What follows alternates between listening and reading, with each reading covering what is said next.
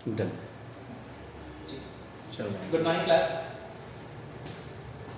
Last time हमने अपना design of bolt connection किया था, उसमें हमने एक्शन लोडिंग के लिए डिज़ाइन देखा था, ठीक है।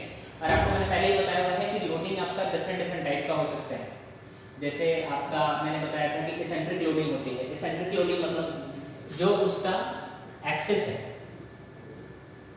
जहाँ से वो सीधी के थ्रू पास कर रहा है, लोड वहाँ नहीं रहेगा, ठीक है ना। वो कहीं ना कहीं ऐसे सेपरेटेड होगा, मान लीजिए ई डिस्टेंस पे। तो इसमें क्या होता है कि इसमें डायरेक्ट एक्शियल लोड लगने के साथ साथ क्या होता है, एक मोमेंट भी आने लगता है।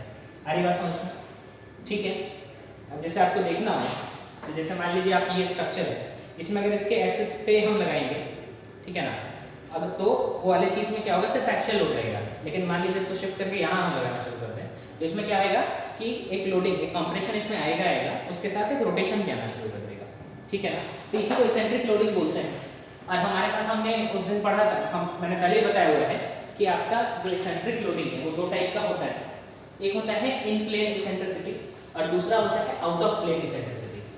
इन प्लेन इसेंट्रिसिटी का क्या मतलब होता है, एक बार समझेंगे। जैसे मान लीजिए ये कॉलम ब्रैकेट कनेक्शन है, इसमें क्या है, एक ब्रैकेट ऐसे है, यहाँ पे लोड P है, ये एक्सिस है ई डिस्टेंस पे। आगे बात समझो। तो यहाँ पे क्या है, और ये मान लीजिए ये कनेक्शन है, ठीक है। तो इस वाले में क्या हो रहा है कि जिस प्लेन में ये हमारा स्ट्रक्चर है, लोड का भी प्लेन सेम है। इन प्लेन इसेंट्रिसिटी का मतलब है plane of structure is equal to plane of loading. आगे बात समझो। इसको बोलते हैं इन प्लेन लोडिंग या इन प्लेन इसेंट्रिक लोडिंग। इसमें क्या हो रहा है, आप देखेंगे कि ये पूरा का पूरा लोड जो है वो इसके एक्सिस पे ना लग के एक इसेंट्रिक या एक डिस्टेंस अपार्ट पे लग रहा है। आगे बात समझ में। तो इस वाले केस में क्या होता है कि नॉर्मली क्या होता है कि जो हमने एक्शियल लोडिंग देखा उसमें क्या होता होगा, उसमें सिंपली क्या करेंगे, यहाँ पे लोडिंग लगता है, इसको बोलेंगे एक्शियल लोडिंग, ठीक है ना। जब एक्शियल लोडिंग करते हैं तो क्या होगा, इसके अंदर ये जो ब्रैकेट है और ये पीछे कॉलम है वो क्या है, कुछ ऐसे होगा और ये ऐसे नीचे खिसकने की कोशिश करेगा। तो क्या होगा, सिर्फ शियर आएगा। अरे बात समझ में। ये क्या करेगा, इस ब्रैकेट को नीचे खींचने की कोशिश करेगा और जो आपका कॉलम हुआ है वो खिसक जाएगा। तो जो ऐसे आपने बोल्ट फंसा रखे हैं वो क्या करेगा, यहाँ पे से कट करने की कोशिश करेगा और नीचे जाने की कोशिश करेगा। अरे बात समझ में। तो इस केस में सिर्फ और सिर्फ लोडिंग कैसे लगेगी, डायरेक्ट शियर, ठीक है। लेकिन जैसे ही आप इसको इसेंट्रिक कर देंगे, जैसे इसमें इसी में नया डायग्राम करता हूं, ठीक है।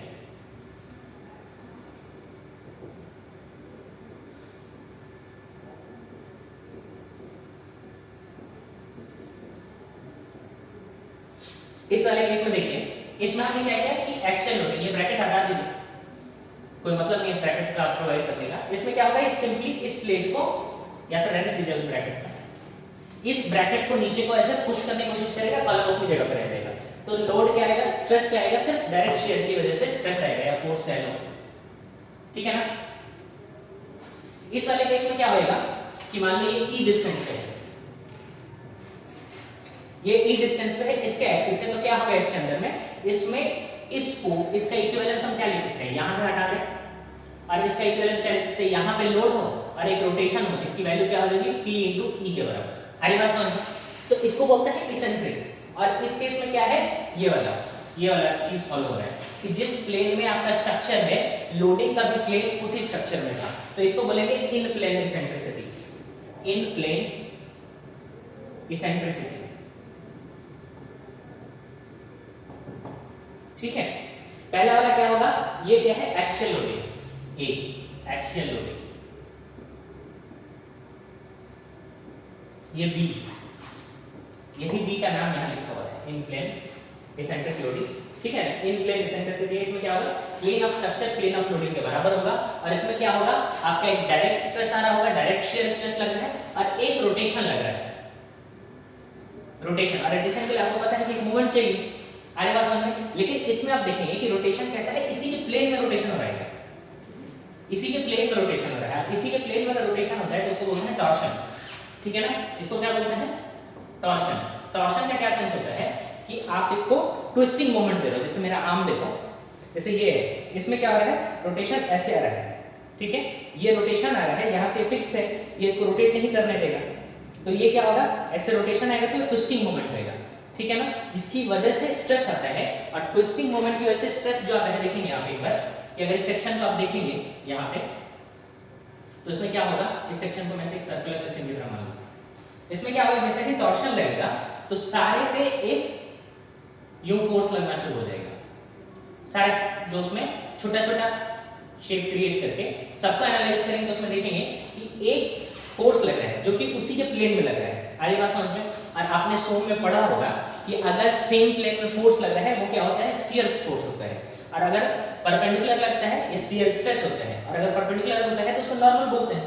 तो टॉर्शन जो कि इन प्लेन मूवमेंट है कि जनरेट कैसा फोर्स कर रहा है, शियर फोर्स जनरेट करेगा। आगे बात समझ में।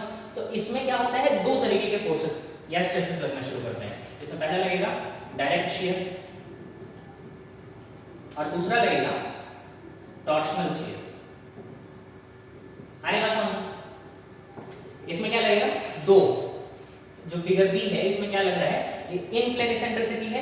इन प्लेन एसेंट्रिसिटी का मतलब plane of structure is to plane of loading. इसमें टॉर्शन लगेगा और डायरेक्ट शियर लगेगा। डायरेक्ट शियर तो आपको समझ में आ रहा होगा, डायरेक्ट एक्सियल की तरह ये इसको नीचे पुश करने लगेगा, जो पहला वाला केस था।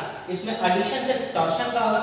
टॉर्शन क्या करेगा, एक इन प्लेन फोर्स देगा, और एक इन प्लेन फोर्स का क्या मतलब है कि सब ऐसे अगर सर्कल हम इसको माने तो ऐसे ऐसे ऐसे ऐसे मूव करने की कोशिश करेगा। आगे बस समझो, जो यहाँ पे रिप्रेजेंट किया मैंने। तो इस वाले केस में क्या लगेगा कि एक शियर लगेगा, ठीक है ना, एडिशनल शियर लगेगा, आपको पता होगा। और ये जो शियर होता है इसकी वैल्यू क्या होती है ये एक बार देखेंगे, और कैसे निकल के आता है वो देखेंगे। उससे पहले आप ये समझिएगा कि ये आपके पास यहाँ एक फोर्स लग रहा है, यहाँ दो फोर्स लग रहे हैं, और आपको पता होगा कि जब फोर्स लगता है तो अगर दो फोर्स लगता है तो उसका हम कैसे निकालते हैं, इक्विवेलेंस या रिजल्टेंट निकालना होता है, जैसे एफ रिजल्टेंट। तो दो फोर्सेस लग रहे हैं तो दोनों दो वेक्टर हैं, तो आपको ये पता है कि वेक्टर कैसे रिजल्टेंट निकालते हैं, वेक्टर समेशन से। अरे बात समझ में। तो मान लो इसकी वजह से F1 लग रहा है डायरेक्ट शियर की वजह से, इसकी वजह से F2 लग रहा है। अरे बात समझ में। तो आपको रिजल्टेंट पता है कि क्या होता है, क्योंकि दो वेक्टर है तो वेक्टर समेशन करना पड़ेगा। ऐसा नहीं है कि हम इसको सिंपली ऐड कर देंगे। अरे बात समझ में, क्योंकि ये वेक्टर है ना कि स्केलर क्वांटिटी। स्केलर क्वांटिटी है तो समेशन कर देते हैं, यहाँ पे वेक्टर समेशन करना पड़ेगा, और वेक्टर समेशन करके क्या मिलेगा, मेरे को रिजल्टेंट मिलेगा, ठीक है ना, जिसकी वैल्यू क्या होती है, under root f1 square plus f2 square plus 2 f1 f2 cos theta. आगे बात समझ। f ये कैसे, इसका क्या सेंस है कि मान लो f1 यहाँ है, f2 इधर है, f1 यहाँ है, f2 यहाँ है, और इनके बीच का एंगल थीटा है, तो इसका रिजल्टेंट कहीं बीच से ऐसे क्रॉस कर रहा होगा, ये f रिजल्टेंट है, और इसकी वैल्यू इसके बराबर होगी। अरे बात समझ में। आपको ये भी पता है कि cos क्या है, डिक्रीजिंग फंक्शन होता है। अरे बात समझ में। डिक्रीजिंग का सेंस क्या है कि जैसे जैसे थीटा का वैल्यू बढ़ता है, जैसे जैसे थीटा का वैल्यू बढ़ता है cos का वैल्यू बढ़ता है। जैसे 0 डिग्री के लिए cos थीटा 1 होता है, ठीक है ना, फिर 30 के लिए डिक्रीज करते जाता है, 45 के लिए और डिक्रीज करते जाता है, ठीक है ना, 1/√2 है, ठीक है। 60 के लिए और घटता चला जाएगा, हाफ आ जाएगा, यहाँ पे √3/2 होगा, और 90 के लिए 0 हो जाएगा। अरे बात समझ। तो ये क्या है कि डिक्रीजिंग है, ठीक है, ये डिक्रीज करता है, इसी वजह से इसका क्या है, डिक्रीजिंग का सेंस क्या है, मतलब जितना जो बड़ा थीटा होगा दो फोर्सेस के बीच में, उसका रिजल्टेंट का वैल्यू उतना ही छोटा होगा। अरे बात समझ में। मतलब अगर ये एंगल छोटा होता चला जाएगा, मतलब रिजल्टेंट का वैल्यू बड़ा होता चला जाएगा, और अगर जैसे एंगल बढ़ता चला जाएगा रिजल्टेंट का वैल्यू कम होता चला जाएगा। आप खुद से भी देख सकते हैं, जैसे जैसे ये थीटा कम होता जाएगा, ऑलमोस्ट एक लाइन में आते जाएंगे, क्या तो सिंपल समेशन की तरह काम करना शुरू कर देगा। अरे बात समझ में। इस चीज को ध्यान रखिएगा कि रिजल्टेंट कैसे निकालते हैं। यहाँ पे दो फोर्सेस लगते हैं, इसलिए हमें रिजल्टेंट में काम करना पड़ता है। क्या कैसे अभी करेंगे तो समझ में आ जाएगा, ठीक है ना। ये अभी ओवरव्यू है। थर्ड क्या है आपके पास, इसी में मैं यहीं पे करता हूँ। थर्ड आपके पास क्या है कि एक में क्या हुआ, डायरेक्ट शियर लग रहा था, दूसरे में क्या हुआ कि direct shear plus torsional shear लगने लगा, ठीक है ना। अब क्या होता है, तीसरा एक लोडिंग होता है C, जिसको बोलते हैं out of plane loading. Out of plane loading, ठीक है ना। अरे बात सुनो, आउट ऑफ प्लेन लोडिंग में क्या होता है कि आपका जो प्लेन ऑफ स्ट्रक्चर है plane of structure is perpendicular to the plane of loading. ठीक है ना? इसका क्या सेंस हुआ कि जो प्लेन, इस केस में क्या हो रहा था कि जहां प्लेन, ये स्ट्रक्चर का प्लेन है, उसी प्लेन में ये लोड लग रहा है। आएगा समझ में? ये उसी प्लेन में लग रहा है, ठीक है ना? जैसे आपको देखना होता है, ऐसे समझिएगा। ये मान लो मेरा शीट है, ये शीट एक प्लेन में है और मैं यहाँ से लोडिंग लगा रहा हूँ, तो क्या होगा, ऐसे रोटेशन होने लगेगा क्या? और ये इन प्लेन रोटेशन ही तो है, ठीक है ना? ये इन प्लेन रोटेशन होगा तो क्या होगा, इसके अंदर में शियर जनरेट होता है, जिसको हमने टॉर्सनल शियर लिखा है, उसको कैलकुलेट कर लिया है। लेकिन आउट ऑफ प्लेन में क्या होता है कि जैसे मान लो आपका ये वॉल है, अरे बस इधर ब्रैकेट है, तो वॉल का प्लेन ये हुआ और इसका प्लेन ये हुआ, तो ये प्लेन और ये प्लेन आपस में परपेंडिकुलर है नहीं? ये प्लेन और ये मेरा मान लो ब्रैकेट है, ये प्लेन हो गया इसका और वॉल का प्लेन ऐसे हो गया, ये दोनों आपस में परपेंडिकुलर है, ठीक है ना? तो इसी को बोलते हैं आउट ऑफ प्लेन लोडिंग, जिसमें प्लेन ऑफ स्ट्रक्चर डिफरेंट है और प्लेन ऑफ लोडिंग कहीं ऐसे वाला है। अरे बात समझ में? तो इसको बोलते हैं आउट ऑफ प्लेन। इस केस में क्या होता है कि आप देखेंगे सामने से, तो इस केस में क्या होगा कि जैसे ही इस पे लोडिंग करेंगे, ये क्या करेगा, ऐसे स्लाइड कराने की कोशिश करेगा। स्लाइड का मतलब डायरेक्ट शेयर होगा क्या? मतलब इसका भी अगर इक्विवेलेंस लिखना होगा तो यहाँ पे ऐसे लोड लगेगा, इसका इक्विवेलेंस लिखने के लिए क्या करना पड़ेगा, इसको उठाएंगे और यहाँ पे इसके एक्सिस पे रख देंगे, इस एक्सिस पे रख देंगे फोर्स को, तो फोर्स क्या करेगा, ऐसे नीचे खिसकाने की कोशिश करेगा, व्हिच विल बी लाइक आपका डायरेक्ट शेयर वाला केस। अरे बात समझ में? ये क्या करेगा, इस वाले ब्रैकेट को नीचे खिसकाने की कोशिश करेगा, तो दिस विल बी लाइक क्या, डायरेक्ट शेयर जो पहला केस था। लेकिन इसमें एक एडिशनल चीज भी आएगा, क्योंकि आपने इसेंट्रिक लोडिंग की है, तो इसमें क्या आएगा कि इसको यहाँ इक्विवेलेंस क्रिएट करने के लिए क्या करेंगे, एक एक्सिस पे लोड लगाएंगे और एक रोटेशन ऐसे आएगा। देखिए यहाँ पे लोडिंग है तो रोटेशन कैसे आएगा, यहाँ पे अगर आपने ऊपर से लोडिंग की हुई है तो ऐसे आ रहा है क्या, ठीक है ना? और ये क्या होगा, स्ट्रक्चर के परपेंडिकुलर लोडिंग हो रहा है। अरे बात समझ में? जैसे इसका क्या सेंस है, अगर बना के देखो तो मान लो ये आपका कॉलम है और यहाँ पे ऐसे कोई ब्रैकेट होगा, यहाँ पे ऐसे लोडिंग और यहाँ पे आपने इसको बोल्टिंग कर रखी है, ठीक है ना? तो इसमें क्या होगा, ये इस तरीके से ऐसे कुछ हो रहा है क्या, ठीक है ना? एक तो इसका इक्विवेलेंस कैसे क्रिएट करेंगे, इसको उठाएंगे और यहाँ पे रख देंगे और उसके बाद क्या करेंगे, एक मोमेंट यहाँ पे जनरेट हो जाएगा, एक लोड यहाँ पे जनरेट हो जाएगा। अरे बात समझ? तो इस पे भी दो तरीके की लोडिंग लगेगी, पहला लगेगा डायरेक्ट शेयर और दूसरा क्या लगेगा, moment, stress due to moment, ठीक है? अब एक बात देखिएगा, ये स्ट्रक्चर है, ये स्ट्रक्चर के बाहर से ऐसे लोडिंग लगेगी। अरे बात समझ में? तो ये क्या करेगा, इस वाले पोर्शन को पुश करेगा, इस वाले पोर्शन को बाहर खींचेगा। अरे बात समझ में? मतलब एक पोर्शन में कंप्रेशन क्रिएट करेगा, दूसरे पोर्शन में टेंशन क्रिएट करेगा, जो कि आपने पूरा सही ही किया हुआ। अरे बात समझ में? तो इस वाले में क्या हो रहा है कि ये स्ट्रक्चर का प्लेन है, हमारे को एनालिसिस स्ट्रक्चर पे करना है, तो ये क्या कर रहा है कि ये स्ट्रक्चर को अंदर को पुश कर रहा है, ठीक है ना? स्ट्रक्चर का प्लेन ऐसे है, ठीक है, ये अंदर को पुश कर रहा है, तो ये नॉर्मल फोर्सेस है क्या, ठीक है ना? इस स्ट्रक्चर के सरफेस में नहीं है, उसके परपेंडिकुलर है। अरे बात समझ? तो इस वाले केस में क्या है, ये नॉर्मल फोर्स ऐसे काम कर रहा है और यहाँ पे ये नॉर्मल फोर्स इसको अवे लेके जा रही है, मतलब ये टेंशन है, ये कंप्रेशन है। अरे बात समझ? ये परपेंडिकुलर फेस पे लग रहा है, ठीक है ना? तो ये कैसे स्ट्रेसेस है, नॉर्मल स्ट्रेसेस है। तो इसमें क्या होगा, स्ट्रेसेस, इसमें दो तरीके की लोडिंग है, पहला है डायरेक्ट शेयर की वजह से और दूसरा है मोमेंट की वजह से। Stresses due to moment which are normal to the surface. अरे बात समझ? तो तीन तरीके की लोडिंग है, पहला था हमारा एक्सियल लोडिंग जिसके अंदर सिर्फ डायरेक्ट शेयर आ रहा था, दूसरा था इन प्लेन इसेंट्रिक लोडिंग, उसमें क्या था कि डायरेक्ट शेयर भी आ रहा था और टॉर्शन भी आ रहा था, क्योंकि ट्विस्टिंग मोमेंट मिल रहा था। ट्विस्टिंग मोमेंट का मतलब होता है ऐसा मोमेंट जो उसी के प्लेन में है, उसको क्या काम है, उसका सर ट्विस्ट करना काम है। अरे बात समझ में? जो मैंने आपको शीट से करके दिखाया। तीसरा वाला है आउट ऑफ प्लेन, कि प्लेन जो स्ट्रक्चर का है और जो लोडिंग का प्लेन है that is perpendicular to each other. अरे बात समझ? उस केस में क्या हो रहा है, डायरेक्ट शेयर जनरेट हो रहा है और दूसरा क्या जनरेट हो रहा है, नॉर्मल स्ट्रेसेस जनरेट हो रहा है। अरे बात समझ में? कैसे जनरेट हुआ, देखिए कि यहाँ पे इसको कंप्रेशन मिल रहा है, यहाँ पे टेंशन मिल रहा है। अरे बात समझ में? इतना करने के बाद इसमें भी क्या करेंगे, दो तरीके की लोडिंग लगेगी, तो इसमें भी कुछ रिजल्टेंट वाला कॉन्सेप्ट लगेगा। अरे बात समझ? दोनों के एक साथ, तो इसका एनालिसिस हम नॉर्मली करते हैं आपका इंटरेक्शन कर्व से। अरे बात समझ? इंटरेक्शन कर्व से ये दोनों लोड आपस में लगा देंगे और क्या है, इंडिविजुअली दोनों लोड अलग अलग लगते हैं और साथ में लग रहे हैं, तो कैसे इंटरेक्शन होता है, वो इंटरेक्शन कर्व दिया हुआ है कि ये वाला लिमिटिंग वैल्यू इसको क्रॉस नहीं करना चाहिए। अरे बात समझ? क्या कैसे होता है, एक बार करके देखते हैं, ठीक है ना? तो एक्शियल वाला तो आपको इशू नहीं होना चाहिए, क्योंकि एक्शियल वाला हमने पिछले न्यूमेरिकल में सारा करके देखा था। अब ये वाला है कि ये ओवरव्यू के बाद जो आपका इन प्लेन एसेंट्रिसिटी है उसके ओवरव्यू के बाद एक बार देखते हैं कैसे क्या कैलकुलेट होता है, ठीक है ना। उस पर एक न्यूमेरिकल कर लेंगे तो आपको और कंसेप्ट क्लियर हो जाएगा। अरे बात समझ में,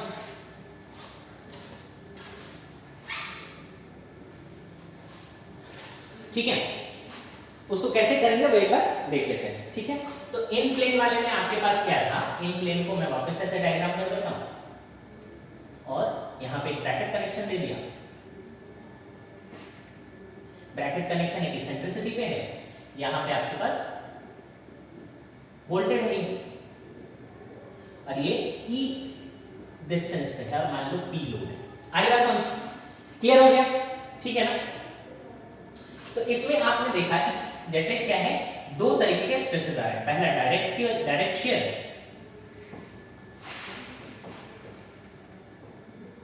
और दूसरा आ रहा है आपके पास टॉर्शनल शियर।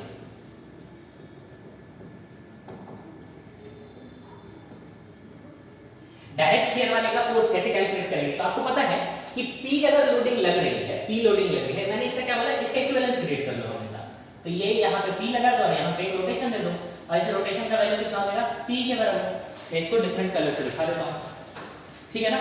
इसका इक्विवेलेंस मैं क्रिएट कर रहा हूँ, ये एडिशनल कोई लोडिंग नहीं है, ये लोडिंग को भी इसका इक्विवेलेंस है।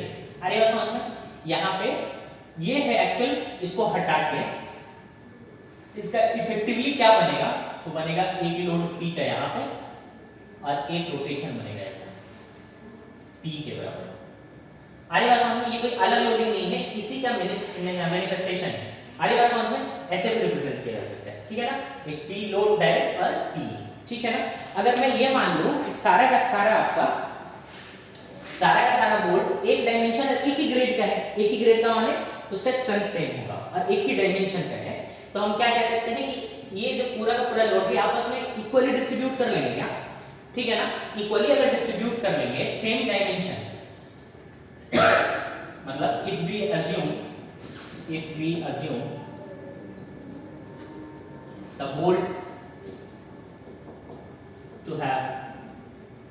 bolts to have same dimension and grade का मतलब समझते हैं कैसे। ग्रेड का हम लोग दिखाते थे 4.6 है ग्रेड, तो इसका FUB कितना होता था, 400 होता था, पहला वाला है 200, तो 400 एमपीए होता था। तो ग्रेड का क्या मतलब हुआ, सेम स्ट्रेंथ रहेगा। अगर ऐसी बात है तो डायरेक्ट शेयर में क्या होगा, ये आपस में इक्वली डिस्ट्रीब्यूट कर लेंगे। मान लो n बोल्ट्स होते तो ईच में क्या हो जाता P/n।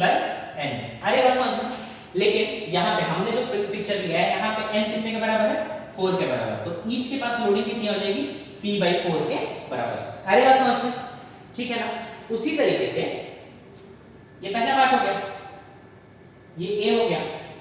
B आपका टॉर्शनल शियर, ठीक है ना। टॉर्शनल शियर में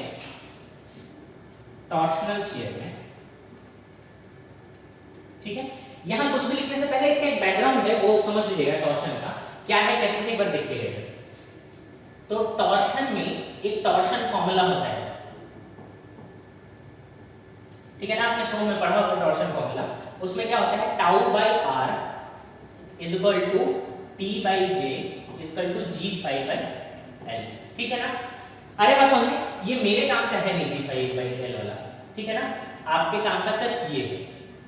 अरे बस समझिए, इसमें टाउ क्या है, शियर स्ट्रेस है, r क्या है, रेडियस है। और एक चीज हमेशा गांठ मान लीजिएगा, ये जो फॉर्मूला है ये इसको ऐसे रख देते हैं, g phi बाय l रखते हैं, लेकिन ये हमारे काम का नहीं है, आपने शो में किया होगा, ठीक है ना। मेरे काम का सिर्फ इतना ही है। अरे बात समझ में, तो इसमें ये जो फॉर्मूला है that is valid for circular section only, circular section, ठीक है ना। ये सिर्फ सर्कुलर सेक्शन के लिए वैलिड होता है, रेक्टेंगुलर के लिए डिफरेंट हो जाता है फॉर्मूला, ठीक है ना। तो हम क्या करेंगे, सारी चीजों को अपने लिए अज्यूम कर लेंगे, भाई सर्कुलर ही फॉर्म में है। जैसे यहाँ देखिएगा, ये क्या करेंगे, हम ऐसे अज्यूम कर लेंगे, ये जो वोल्टेज कनेक्शन है ये क्या है, एक सर्कल के फॉर्म में है, ठीक है ना। तो हमारे काम आसान हो जाएगा, ठीक है ना। और ये फॉर्मूला हम आसानी से यूज कर पाएंगे। तो इसमें टाउ क्या है, ये सारी चीजें क्या है एक बार देखिएगा। मान लीजिए सर्कुलर सेक्शन है, ठीक है ना, और इसमें एक ट्विस्टिंग मोमेंट लग रहा है, क्या लग रहा है, ट्विस्टिंग मोमेंट टी लग रहा है, ठीक है ना। और आपको ये पता होगा कि रोटेशन को रेसिस्ट करने के लिए क्या होता है, जैसे फोर्स को रेसिस्ट करने के लिए मास होता है, वैसे ही रोटेशन को रेसिस्ट करने के लिए मोमेंट ऑफ इनर्शिया होता है, ठीक है ना। तो इसमें ये देखना है किसके अबाउट रोटेशन हो रहा है, अरे बात समझ में। तो आप ये रोटेशन को देखेंगे तो इस एक्सिस के अबाउट रोटेशन हो रहा है क्या, ठीक है ना, इस एक्सिस के अबाउट रोटेशन हो रहा है, तो इसी एक्सिस के अबाउट जो मोमेंट ऑफ इनर्शिया होगा वो उसको रेसिस्ट कर रहा होगा। आई बात समझ में, एक बार ध्यान से देखिएगा, इसके अबाउट रोटेशन चल रहा है, ठीक है ना। क्या करेगा, ये एक्सिस जो उसके अंदर से क्रॉस, इसमें कितने एक्सिस हो सकते हैं, एक ऐसे एक्सिस हो सकता है, एक ऐसे एक्सिस हो सकता है, एक एक्सिस ऐसे हो सकता है, ठीक है ना। तो ये वाले से हमें कोई लेना देना नहीं, हमारे को लेना क्या है, क्योंकि रोटेशन इस एक्सिस के अबाउट है, इस एक्सिस के अबाउट है, तो इसको रेसिस्ट भी कौन करेगा, इस एक्सिस के अबाउट का मोमेंट ऑफ इनर्शिया। अरे बात समझ में, जिसको हम लोग परपेंडिकुलर, उसको क्या बोलते हैं, पोलर मोमेंट ऑफ इनर्शिया, जिसका रिप्रेजेंटेशन जे से होता है। जे क्या होता है, पोलर मोमेंट ऑफ इनर्शिया। अरे बात समझ में, ठीक है, पोलर मोमेंट ऑफ इनर्शिया, ठीक है। तो इस वाले केस में टी क्या होगा, आपका ट्विस्टिंग मोमेंट होगा, ये सेक्शन का जे क्या होगा, पोलर मोमेंट ऑफ इनर्शिया होगा, मतलब जो परपेंडिकुलर एक्सिस है, जो इस प्लेन में उसका सरफेस है, उससे परपेंडिकुलर एक्सिस के अबाउट का जो मोमेंट ऑफ इनर्शिया होगा उसी को पोलर मोमेंट ऑफ इनर्शिया बोलते हैं। आर क्या होगा, इसका रेडियस होगा, आएगा समझ, उस सेक्शन का रेडियस होगा, ठीक है ना। और टाउ क्या होगा, शियर स्ट्रेस है। तो ये वाला क्वेश्चन क्या है, शियर स्ट्रेस, ये आर है radius of the section, T क्या है, ट्विस्टिंग मोमेंट, ट्विस्टिंग मोमेंट, और जे आपको पता है पोलर मोमेंट ऑफ इनर्शिया। अरे बात समझ, ठीक है। तो अगर हम अपने पूरे सेटअप को ऐसा ही मान ले कि भाई एक ये इमेजिनरी सर्कल है, ठीक है, और पीछे वाले सेक्शन को नहीं देना है, सिर्फ क्या देखेंगे आप कि ये आपके पास चार स्मॉलर पार्ट्स के, मतलब इसको पूरे को कैसा मान लेंगे, हम ऐसा मान लेंगे चार सर्कल, ठीक है ना, ऐसे और ये ऐसे, पीछे का सारा मटेरियल को भूल जाना, वो कुछ नहीं, ठीक है ना। हम क्या लेंगे, ये वाला मेरा एक्चुअल सरफेस है और ये मेरा एक्सिस है, ठीक है ना। अरे बात समझो, तो इसके अबाउट अगर मोमेंट ऑफ इनर्शिया निकालना होता है तो हम क्या लिख सकते हैं, ठीक है। तो आपको इसमें क्या करना होता है कि ये अज्यूम करना होता है कि इसके अपने एक्सिस, इसका अपना भी एक्सिस होगा, यहाँ होगा, यहाँ होगा, यहाँ होगा, यहाँ होगा, तो इसका साइज इतना छोटा है कि इसके अपने अबाउट का मोमेंट ऑफ इनर्शिया बहुत कम है, क्योंकि ये क्या है, एक्चुअली गोल्ड है, गोल्ड का साइज कितना होता है, इतना होगा, इतना होगा, वो साइज इतना छोटा है कि उसके अपने एक्सिस के अबाउट का मोमेंट ऑफ इनर्शिया हम नेग्लेक्ट कर देंगे। अरे बात समझ। और उसके बाद क्या करेंगे, इस एक्सिस के अबाउट, जैसे आप देखेंगे इस एक्सिस के अबाउट इस एरिया का, ये मान लो A1 है और ये R1 डिस्टेंस पे, तो अगर मोमेंट ऑफ इनर्शिया लिखना होगा इस एक्सिस के अबाउट तो क्या लिखेंगे, A1 R1 स्क्वायर लिख सकते हैं क्या, ये I1 मान लो, ठीक है ना। उसी तरीके से इसका क्या लिख सकते हैं, I2 मान लो, तो इस I2 को लिख सकते हैं A2 R2 स्क्वायर। अरे बात समझो, इसको 3 मान लो, ये 1 है, ये 1 है, ये 2 है, ये 3 है, ये 4, ठीक है ना। तो I3 क्या लिख सकते हैं, A3 R3 स्क्वायर, ठीक है ना। I4 क्या होता है, A4 R4 स्क्वायर, इसका डिस्टेंस R2 मान लो, ये R3 है और ये R4। अरे बस क्लियर। तो अगर टोटल मोमेंट ऑफ इनर्शिया लिखना होगा क्या करेंगे, इन सबको सम कर देंगे क्या, I1 I2 I3 I4 को। अरे बस तो J हम लिखना चाहेंगे, एक बार देखिएगा, अगर J लिखना चाहेंगे तो आपके पास J क्या है, J लिखना चाहेंगे तो J is nothing but summation of all the individual moment of inertia about that axis, ठीक है ना। तो J will be J is equal to I1 plus I2 plus I3 plus I4। ये हमारे केस में हमने 4 लिया है तो I4 तक लिखेंगे। मान लो कोई एक जनरल केस लेंगे तो उसमें क्या लेंगे, IN तक जा सकते हैं क्या, IN is क्या कि कोई भी n कुछ भी हो सकता है, हमारे केस में n is 4 तक लिमिटेड है, if it becomes 6 तो I6 तक जाएंगे। अरे वास्तव में सबको सम कर देंगे, क्लियर हो गया। तो अब इंडिविजुअली सब क्या लिखेंगे हम, A1 R1 square plus A2 R2 square plus A3 R3 square, ठीक है ना, A4 R4 स्क्वायर, ऐसे समेशन जहां तक करना है कर लेंगे। अरे बस हम इस चीज को लिखने का एक तरीका ये भी होता है क्या कि समेशन ऑफ AI, I क्या होता है, ये रिप्रेजेंट कर रहा है कोई जनरल डिनोमिनेशन, ठीक है ना। I can be 1 तो ये वाला रिप्रेजेंट करेगा, I becomes 2 तो ये वाला रिप्रेजेंट करेगा, if I becomes 3 ये वाला रिप्रेजेंट होगा। आ रही बात समझ में? तो AI RI का स्क्वायर लिख सकते हैं। आ रही बात समझ में? तो J क्या लिख सकते हैं इस पूरे सेटअप का? Summation of AI RI square. आ रही बात समझ में? ठीक है ना। तो ये वाला चीज हमने कर लिया। और RI क्या है?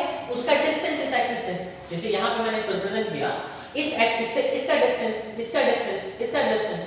तो जो आप ये टॉर्शन फार्मूला में R देख रहे हैं, ये R वही रेडियस ही तो है। मैंने क्या बोला कि इसको सर्कल अज्यूम कर लेंगे। अरे बात समझ, एक सर्कल अज्यूम कर लेंगे, अरे ये वही रेडियस तो बन जाएगा। अरे बात समझ में? क्लियर? तो अगर हम टाउ लिखना चाहेंगे अपने वाले केस के लिए, ये वाले चीज को हम थोड़ी देर के लिए इरेज करते हैं, बी वाले पोर्शन को। टाउ अगर लिखना होगा तो टाउ विल बिकम हमारे केस में T into RI इसलिए कह रहा हूं क्योंकि मैं एक एक इंडिविजुअली अगर इसको रीड करना हो तो RI लिखूंगा। अब मींस RI एक जनरल डिनोमिनेशन है, अगर इसको रीड करूंगा तो R3 लिख दूंगा, इसको रीड करना हो तो R2 लिख दूंगा, ये 1 है तो R1 लिख दूंगा। आगे बात समझ? तो T into RI मतलब एक जनरल डिनोमिनेशन है। आगे बात समझ? Is divided by polar moment of inertia. Polar moment of inertia क्या है? AI into RI का स्क्वायर। आगे बात समझ? ये शियर स्ट्रेस है, लेकिन हम काम किसमें कर रहे हैं? फोर्स में। पहला वाला हमने फोर्स लिखा है तो दूसरा वाला भी फोर्स लिखना होगा। तो जिस भी बोल्ट का हम कर रहे हैं, RI क्या आ रहा है, मतलब हम उस पर्टिकुलर बोल्ट के लिए एनालिसिस कर रहे हैं। Means this will represent stress in ith bolt. ith bolt means if I becomes 1 तो हम ये बोल्ट की बात कर रहे हैं, इफ I becomes 2 तो इस बोल्ट की बात कर रहे हैं। आगे बात समझो? तो ith बोल्ट में आपका स्ट्रेस कितना है शियर, वो ये लिख सकते हैं। तो उसमें अगर फोर्स लिखना हो, इसको Fi हम लिखते हैं, तो क्या करना पड़ेगा? ये स्ट्रेस को एरिया से मल्टीप्लाई करना पड़ेगा क्या? अरे बस समझो, तो इसको हम फिर से क्या लिख सकते हैं? T into RI into AI divided by summation of AI RI square. अरे बस समझो, क्लियर? इतना तो लिख सकते हैं, कोई में भी अगर फोर्स मेरे को कैलकुलेट करना पड़े। अरे बस समझो, क्लियर? तो अब एक बार देखिएगा, अगर मैंने पहला असम्पशन क्या लिखा था कि अगर हम सेम डायमेंशन और ग्रेड मान ले, ठीक है ना, हमें क्या माना होगा? सेम डायमेंशन और ग्रेड। डायमेंशन सेम मतलब डायमीटर सेम, डायमीटर सेम मतलब एरिया सेम। क्या? अगर एरिया सेम है तो ए, जैसे यहां पे देखिएगा A1 A2 A3 लिखा हुआ, अगर सब बराबर है तो इसको ये लिख सकते हैं क्या? सबको A into R1 स्क्वायर लिख सकते हैं, A into R2 स्क्वायर लिख सकते हैं, ऐसे लिख के आगे जा सकते हैं। अरे बात समझ में? A कॉमन ले लेंगे क्या? तो J को ऐसे भी लिख सकते हैं क्या? देखिएगा एक बार, समेशन ऑफ RI स्क्वायर, और A सब में से बाहर आ जाएगा क्योंकि A सब में बराबर है, क्योंकि D बराबर है, तो सब में से A कॉमन ले लीजिएगा, A बाहर आ जाएगा, बच जाएगा summation of A summation of RI square, ठीक है ना। और वो A क्या है? ऊपर वाला A के बराबर है, तो कैंसिल हो जाएगा। तो आप इफेक्टिवली क्या लिख सकते हैं? Fi equal to summation TRI by summation of RI square. आएगा समझ? क्लियर? तो अगर मेरे को ये फिर से ध्यान से देखिएगा कि हमने क्या किया है कि ये हमारा स्ट्रेस आया, स्ट्रेस को हमने फोर्स में कन्वर्ट किया, फोर्स में कन्वर्ट करने के लिए हमने एरिया से मल्टीप्लाई किया, और मैंने कहा कि सेम डायमेंशन का है, तो क्या करेंगे? मोमेंट ऑफ इनर्शिया में से A सब में से कॉमन ले लेंगे, तो उसको क्या लिख सकते हैं?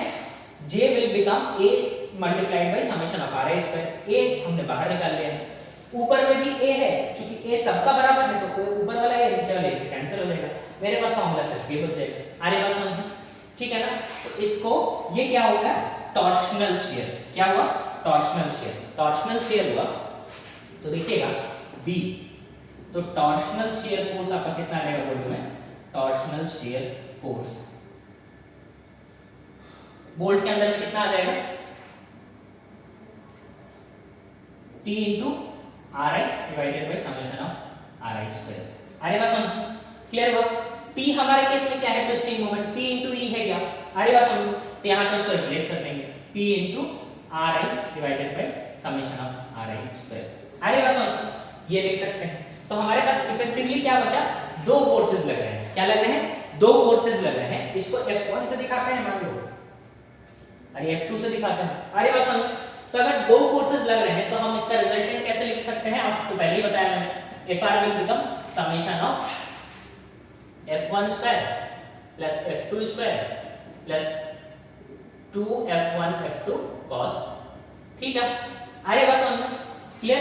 ये क्या लग रहा है कि ये कितना फोर्स उस पे लग रहा है, अरे बात समझ, अरे बात समझ, कितना बोल्ट पे फोर्स लग रहा है, और हम इंश्योर क्या करेंगे डिजाइन में कि ये जो फोर्स लग रहा है that should be less then उसका स्ट्रेंथ। अरे बात समझ, बोल्ट के स्ट्रेंथ से कम होना चाहिए ताकि हमारा ये स्ट्रेस को वो आराम से टेकल कर सके। अरे बात समझ। अब ये देखिएगा, एक चीज हमेशा याद रखना है कि इस पूरे केस में जो टॉर्शनल शियर लगता है उसमें क्या होता है, उसका डायरेक्शन क्या होता है हमेशा, वो क्या होता है, इस एक्सिस को उस बोल्ट से आप चुपचाप कनेक्ट कर दीजिए और उसके पर जिस जो सेंस है मूवमेंट का, उस सेंस में आप उसको घुमा दीजिए। अरे बात समझ, क्या करेंगे, सेंटर सीजी से बोल्ट को कनेक्ट कर देंगे और 90 डिग्री में जिस तरीके का सेंस है उस तरफ आप इसको छोड़ देंगे। अरे बात समझ, जैसे इस वाले केस के लिए ये हो गया, इस वाले केस के लिए इधर 90 डिग्री हो जाएगा, इस वाले केस के लिए इधर 90 डिग्री हो जाएगा, इस वाले केस के लिए इधर 90 डिग्री हो जाएगा। अरे बात समझ, इस वाले के लिए इधर 90 डिग्री है। हम क्या कर रहे हैं, जिस सेंस में मूवमेंट है उधर को मूव करा रहे हैं, जैसे यहां से यहां कनेक्ट कर दिया, इसी सेंस में मूवमेंट था तो हमने इधर खींच दिया, इसका इस सेंस में मूवमेंट है तो यहां से कनेक्ट कर दिया, मूवमेंट वैसे खींच के कर दिया। अरे बात समझ, क्लियर हुआ? तो अगर ऐसा केस है तो आप देखेंगे, एक अगर इंडिविजुअल किसी बोल्ट का, ठीक है ना, ये बोल्ट, ये बोल्ट, ये बोल्ट, ये बोल्ट, तो इंडिविजुअल किसी बोल्ट का अगर हम फ्री बॉडी डायग्राम बनाएंगे तो कैसा बनेगा, एक बार देखिएगा इधर। ये सारा चीज आपके नोट्स में है, जो एडिशनल आपको समझने के लिए है वो वीडियो के अंदर है, आप उसको बार बार देखिएगा तो आपको क्लियर हो जाएगा। अरे बात समझो, तो अगर मान लो मैं इसका फ्री बॉडी डायग्राम बनाता हूं तो क्या फ्री बॉडी डायग्राम बनेगा, ये वाले बोल्ट का, तो देखिए इधर इस पे क्या लगा है, डायरेक्ट शियर लगा है, एक डायरेक्ट शियर ऐसे लगा देंगे। अरे बात समझो, और एक क्या लग रहा है, इस तरफ को फोर्स लग रहा है। अरे बात समझो, ये F1 है, डायरेक्ट शियर की वजह से हमने डिनोमिनेशन F1 दिया हुआ है, इधर F2 दिया हुआ है। अरे बात समझो, और इसके बीच का एंगल ये थीटा है। अरे बात समझो, उसी तरीके से F2 का मतलब इस वाले बोल्ट का, इस वाले बोल्ट काम कर रहे होंगे तो देखिए इस वाले बोल्ट के लिए एक लोडिंग इधर को है, अरे बात समझो, और दूसरा लोडिंग क्या है, ऐसे, ठीक है ना, ये F1 है, ये F2 है। तीसरे वाले का अगर हम करेंगे तो कैसा है, एक लोडिंग ऐसा है, अरे बात समझ, और दूसरी लोडिंग कैसे है, ऐसे, ये F1 हो गया, ये F2 हो गया, ठीक है ना। और ये देखो ये वाला, इस वाले केस में क्या होगा, एक लोडिंग ऐसे है, एक लोडिंग ऐसे है, ये F1 हो गया, ये F2 हो गया। अरे बात समझ, अब मेरे को आप देख के बताओ कि सबसे छोटा थीटा किसमें है, ये थीटा, ये थीटा, ये थीटा, ये थीटा, ठीक है ना। तो सबसे छोटा थीटा आप देखोगे इन दोनों केस में। अरे बात समझ, और मैंने क्या बोला था, थीटा जैसे जैसे बढ़ता है वैसे वैसे आपका F रिजल्टेंट की वैल्यू बढ़ेगी। हमारा क्रिटिकल केस क्या होगा, जब थीटा सबसे कम होगा। अरे बात समझ, जब थीटा सबसे कम होगा उस केस वही क्रिटिकल केस होगा, मतलब इन दोनों केस में मैक्सिमम स्ट्रेसेस आएंगे। क्या, अगर मैक्सिमम स्ट्रेसेस आ रहे हैं और हमने बोल्ट ऐसा ले लिया है जो इन स्ट्रेसेस को टैकल कर सके, तो फिर ये तो वैसे भी सेफ होंगे। अरे बात समझ, क्योंकि स्ट्रेस उसके लेवल का है नहीं, उससे कम लेवल का है, ठीक है ना। तो अगर हमने इसको सेफ इंश्योर कर दिया तो हमारे पास वैसे भी नहीं होना है, स्ट्रेस नहीं आएगा, मींस हमारा सेफ होगा स्ट्रक्चर। अरे बात समझ, तो हम इन दोनों में से किसी एक क्रिटिकल कंडीशन के लिए डिजाइन कर लेगा हमारा, अगर वो स्ट्रेंथ के बराबर हो जाएगा तो हम ये इंश्योर कर सकते हैं कि भाई हमारा स्ट्रक्चर जो है वो फेल नहीं कर रहा है। अरे बात समझ, तो इन दोनों के लिए हमने निकाल लिया F रिजल्टेंट, और F resultant shall be less than equal to उसका स्ट्रेंथ, SD स्ट्रेंथ मतलब F रिजल्टेंट जो इसमें फोर्स लग रहा है उसके स्ट्रेंथ से कम होना चाहिए, मैक्सिमम केस में बराबर होना चाहिए। अरे बात समझ में क्लियर? तो हम ये कह सकते हैं कि हमारा ये पूरा का पूरा कनेक्शन हमारा सेफ है। अरे बात समझ, ये क्रिटिकल केस है, बाकी तो वैसे ही फेल नहीं होना। क्लियर हो गया? ठीक है ना। इसी का एक न्यूमेरिकल फटाफट कर लेते हैं तो आपको और भी क्लियर हो जाएगा कैसे क्या कैलकुलेट करते हैं। ठीक है ना। न्यूमेरिकल में मैं क्या करूंगा कि मैं जो क्वेश्चन आपके में है उस क्वेश्चन को आप लोग रीड कर लीजिएगा, ठीक है ना। मैं क्या करूंगा उसको सॉल्व करता हूं, क्लियर। तो आपको वो समझ में आएगा कि क्या चीज उसमें कैसे सॉल्व किया हुआ है। आगे बात समझ में, ठीक है ना। मैं क्वेश्चन नहीं लिखूंगा, आप एक बार अपना नोट सामने रख के और फिर करते रहिएगा, ठीक है ना। मैं डायग्राम कर लेता हूं क्योंकि डायग्राम में मेरे को काम आएगा।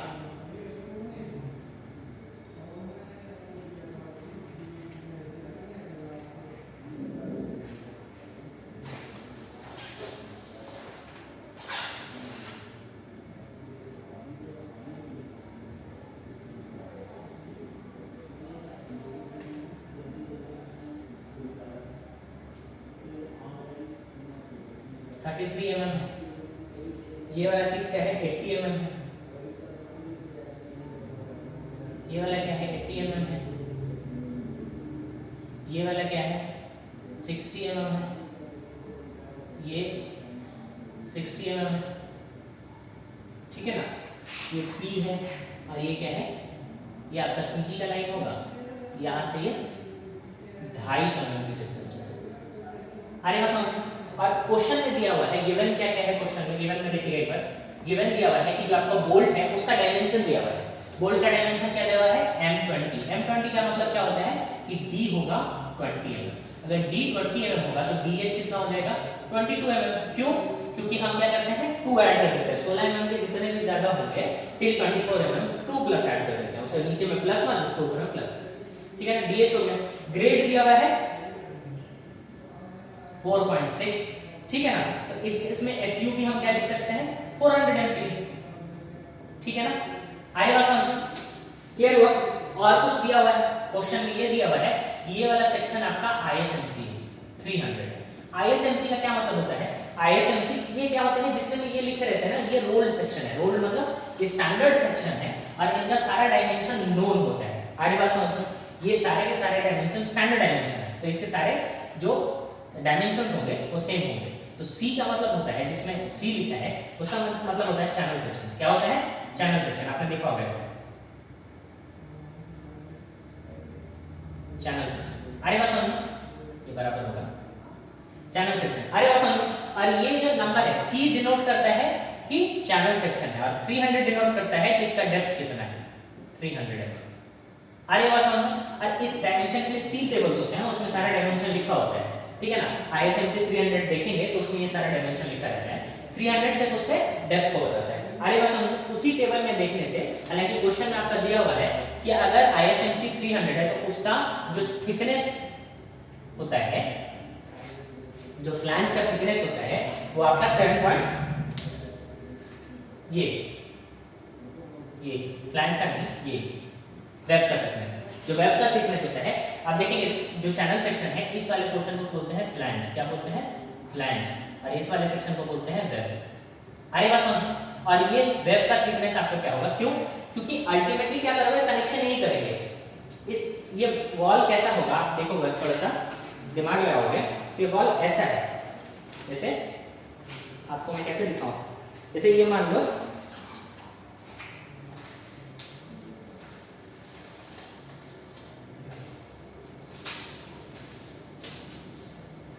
ये वॉल कुछ ऐसा है, ठीक है ना। ये वॉल कुछ ऐसा है और ये ऐसा है, ये C सेक्शन है, ठीक है ना। इसका डेप्थ है, ठीक है ना। और ये फ्लैंज का थिकनेस है, सॉरी ये फ्लैंज हुआ, ये वेब हुआ और वेब का थिकनेस है। और आपका ब्रैकेट यहीं पे ऐसे लगा हुआ है, अरे बात समझ में, बोल्टिंग किया हुआ है और यहाँ पे लोडिंग किया हुआ है। अरे बात समझ में, क्लियर हुआ। ये वाला आपका C सेक्शन है, यहाँ पे आपका ब्रैकेट लगा हुआ है और इसके अबाउट में लोडिंग चल रही है। अरे बात समझ में।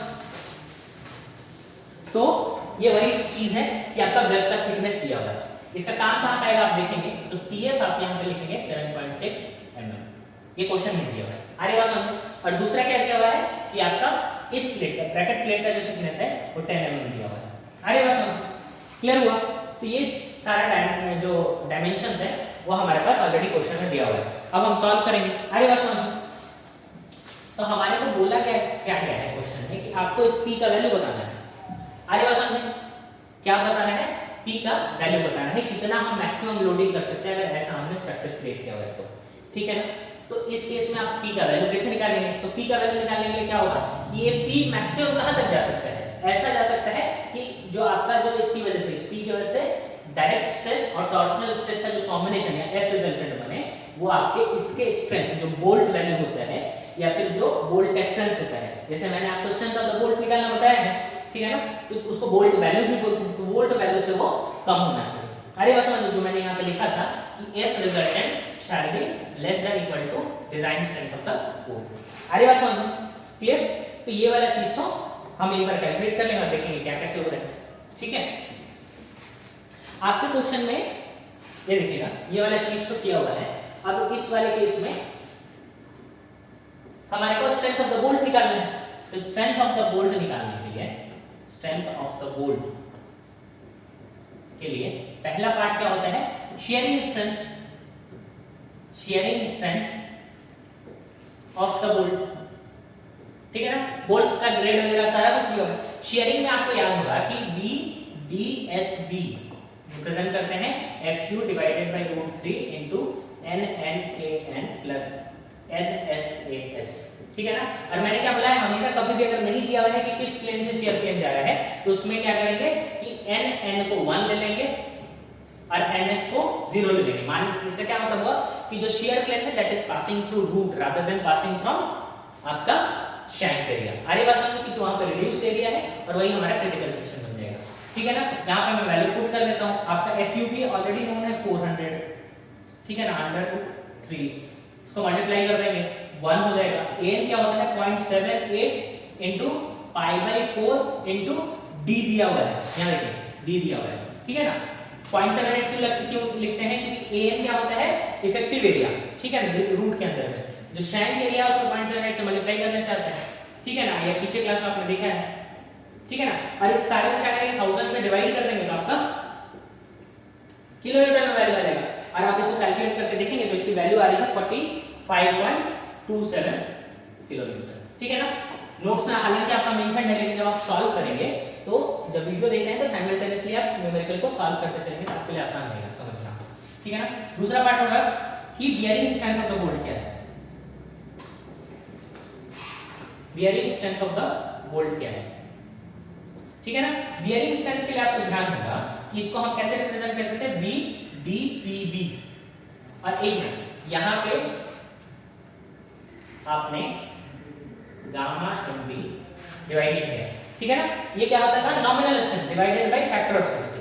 अरे बात समझ में, यहां हमने फैक्टर ऑफ सेफ्टी को डिवाइड नहीं किया है, फैक्टर ऑफ सेफ्टी डिवाइड करेंगे तो गामा MB का वैल्यू कितना होता है 1.25। अरे बात समझ में, तो ये वैल्यू आपका निकल के आएगा, क्लियर, ठीक है ना। इसी तरीके से यहां पे भी होता है BDPB, ये 2.5 kb into D into T into FU plate का होता है, ये वाला याद है आपको, ठीक है ना। और ये हो जाएगा यहाँ पे गामा MB, क्लियर। आगे बात समझ में, इस केस में मैंने क्या बोला था कि हमेशा जब भी इसको कैलकुलेट कर रहे हैं इसमें कनेक्शन दो प्लेट्स के बीच में है, एक प्लेट का डायमेंशन 10 mm है, दूसरे प्लेट का डायमेंशन क्योंकि मैंने बताया कहां पे कनेक्शन है वेब में कनेक्शन है। आगे बात समझ, इस वेब का थिकनेस दिया हुआ है, ठीक है ना। और मैंने क्या बोला था कि ये T कौन सा वाला थिनर प्लेट का थिकनेस होगा। आगे बात समझ, इसलिए सारा चीज समझने की जरूरत है जो मैंने पहले बोला। अरे बात समझ, तो यहाँ पे यूज क्या होगा 7.6 यूज होगा। उससे पहले मेरे को केबी का वैल्यू निकालना होता था, तो केबी क्या होता था चार वैल्यूज में से निकल जाता था क्या, E divided by 3DH, P divided by 3DH minus 0.25, FUB बाय FU और ये 1। आगे बात समझ, E आपके पास क्वेश्चन में 33 दिया हुआ है तो 33 डिवाइडेड बाय 2 इनटू 22, DH 22 है, आपने यहाँ पे कैलकुलेट करके निकाला होगा, ठीक है ना।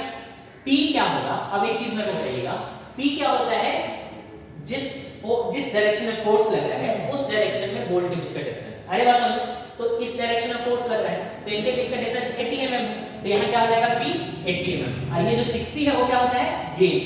अरे बात समझो, जो पहले आपने किया होगा, ठीक है। तो 80 डिवाइडेड बाई, ठीक है ना, ये 3 इनटू गलती से लिखा था मैंने 3DH। अरे बात समझो, तो 3 इनटू 22 माइनस 0.25, FUB कितना हो जाएगा 400 डिवाइडेड बाई 410 और ये 1, ठीक है ना। इन सबको कैलकुलेट करके देखेंगे कि ये वाला वैल्यू सबसे छोटा आएगा जिसकी वैल्यू आ रही है 0.5, क्लियर। आगे बात समझ, ये चीज हम यहाँ पे पुट कर लेंगे, क्लियर हुआ। पुट करके हम अपना निकालेंगे, मैं इरेज कर रहा हूँ, ठीक है। तो ये वाला वैल्यू हमारा BDPB क्या आ जाएगा, BDPB will be 2.5 into 0.5, dimension diameter of bolt का 20 mm है, थिकनेस आपका 7.6 हो गया और FU आपका 410 होगा प्लेट का, ठीक है, डिवाइडेड बाय गामा MB 1.25। इसकी वैल्यू क्या आएगी आप लोग एक बार कैलकुलेट करिएगा, ठीक है ना। कैलकुलेट करके इसकी वैल्यू आती है 62.32 किलोमीटर। अरे बात समझ, और मैंने आपको बोला था कि स्ट्रेंथ ऑफ द बोल्ट या बोल्ट वैल्यू क्या होगा, स्ट्रेंथ ऑफ द बोल्ट या फिर बोल्ट वैल्यू क्या होगा, minimum of these two values, minimum of BDSB और VD PD। अरे बस तो मिनिमम ऑफ 45.27 और 62.32, इन दोनों से कम ये वाला वैल्यू है तो स्ट्रेंथ ऑफ द बोल्ट क्या हो जाएगा, strength of the bolt will become 45.27 kilometre. अरे बस ये बोल्ट का स्ट्रेंथ हो जाएगा, क्लियर हुआ, ठीक है ना। अब हमारे को क्या निकालना होगा, अब हमारे को निकालना होगा कि कि हमने स्ट्रेंथ तो निकाल लिया है, ठीक है ना, और हमें क्या चाहिए, मैंने आपको क्या बताया था कि जो स्ट्रेंथ है that shall be either greater और इक्वल टू जो आपका स्ट्रेसेस लगा है। तो अब हमारा नेक्स्ट काम क्या, हमने स्ट्रेंथ का बोल्ट निकाले। अब हमारा नेक्स्ट काम है कि स्ट्रेसेस एंड बोल्ट निकालना, और स्ट्रेसेस एंड सारे बोल्ट नहीं निकालना, क्रिटिकल बोल्ट निकालना। आगे बात समझ में, stresses and critical bolt,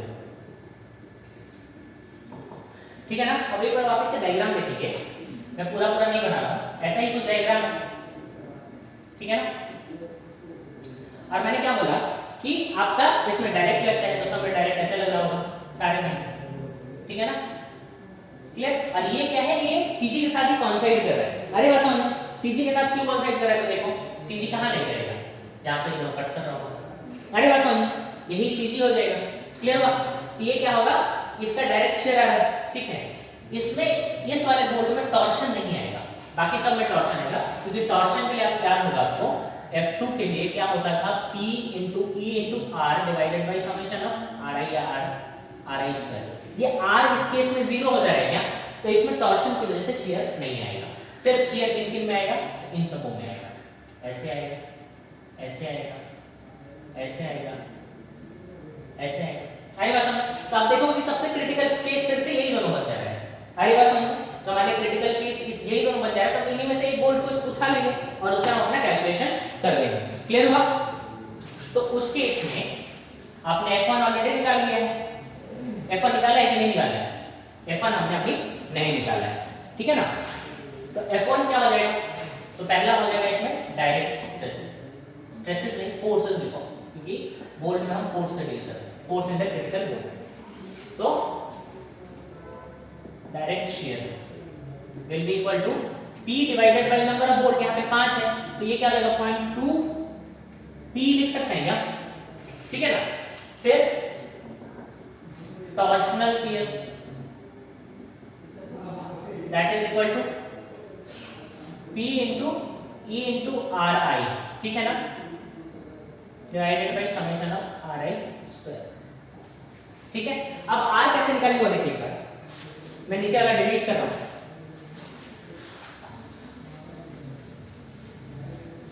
RI कैसे लिखेंगे, देखिए यहां से ये ऐसे 5 बोल्ट्स हैं हमारे पास, यही तो R है, ठीक है ना। ये R है तो आपके क्वेश्चन में आप देखो ये 60 दिया हुआ है, ये 80 दिया हुआ है, ठीक है ना। तो R will be equal to under root 80 square plus 60 square that will become 100। अरे बस समझ, क्लियर हुआ। अब एक चीज देखिए, क्योंकि ये पूरा का पूरा सेटअप सिमेट्रिकल है तो इसका भी R 100 होगा क्या, इसका भी R 100 होगा, इसका भी R 100 होगा, क्योंकि इसके लिए भी ये 80 है, ये 60 है, इसके लिए भी ये 80 है, ये 60 है, ठीक है ना। इसके लिए भी 80 हो गया, 60 हो गया, सबके लिए R बराबर हो जाएगा, ठीक है ना। तो इसको हम क्या लिख सकते हैं, एक बार देखिएगा, P into E आपके क्वेश्चन में देखा है 250 mm लिखा है, R आपका 100 निकल के आ गया, और समेशन करना है। अब ये देखिएगा इन सिर्फ इसी के लिए तो R आएगा, इसके लिए R 0 है, ठीक है ना। तो इसको हम क्या लिख सकते हैं, 4 into 100 का स्क्वायर लिख सकते हैं क्या। अरे बस हम 4 into 100 का स्क्वायर लिखेंगे, इसको कैलकुलेट करके देखेंगे तो इसकी वैल्यू आती है 0.625 T, क्या आती है 0.625 T। एक चीज और यहीं पे देख लेंगे कि क्या है, थीटा निकालना है, ठीक है ना। अब ये देखिएगा ये थीटा, ये थीटा एक्चुअली क्या होता है, इधर को ये स्ट्रेस लग रहा है डायरेक्ट और इधर को आपका टॉर्शन की वजह से लग रहा है। ये देखिएगा ये थीटा, ये 90 माइनस थीटा, ये थीटा हो जाएगा क्या, और cos थीटा क्या होता था, दो फोर्सेस के बीच का ही, ये F1 है, ये F2। अरे बस यही थीटा निकालना था, तो ये थीटा और ये थीटा आपस में बराबर हो जाएगा, ठीक है ना। तो cos थीटा क्या लिख सकते थे, बेस डिवाइडेड बाय हाइपोटेनस। अरे बस ये 0.6 हो जाएगा क्या, अरे बस 0.6 हो जाएगा, तो F लिख सकते हैं, under root f1 square plus f2 square plus 2f1 f2 cos theta. ठीक है ना? अरे बात समझ में क्लियर? अब यहाँ पे हम इसको इरेज कर लेते हैं।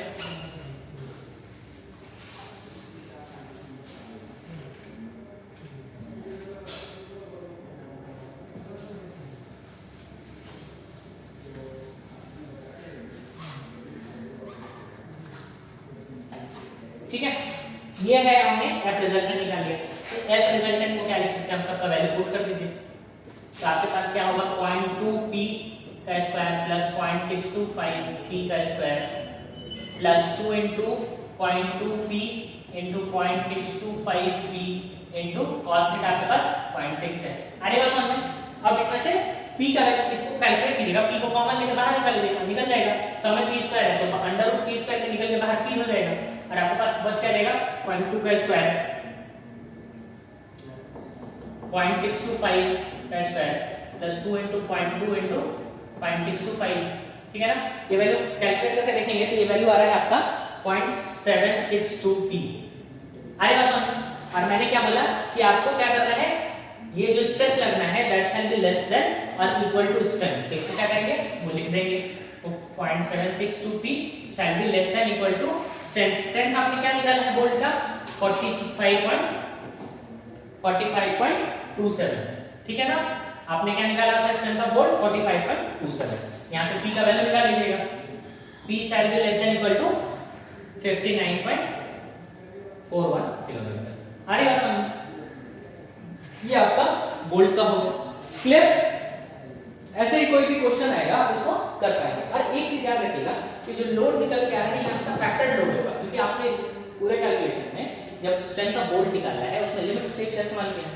और लिमिट स्टेट का इस्तेमाल किया मतलब उसके अंदर आप यूज क्या कर रहे हो, ऑलरेडी फैक्टर्ड लोड यूज कर रहे हो।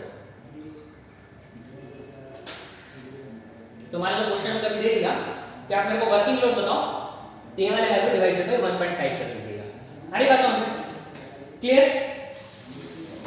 अब इसमें नेक्स्ट पार्ट है आपके पास कि आउट ऑफ प्लेन लोडिंग होगा तो कैसे काम होता है। अरे बात समझ? आउट ऑफ प्लेन लोडिंग होगा तो कैसे काम होता है वो देखना है एक बार। तो उसमें एक बार देखिएगा कि क्या करते हैं।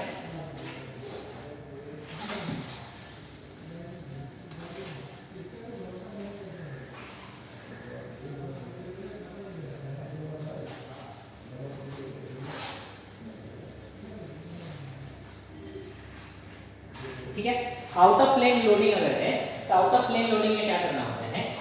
अब आउट ऑफ प्लेन लोडिंग काम करना है, आउट ऑफ प्लेन लोडिंग। ठीक है ना?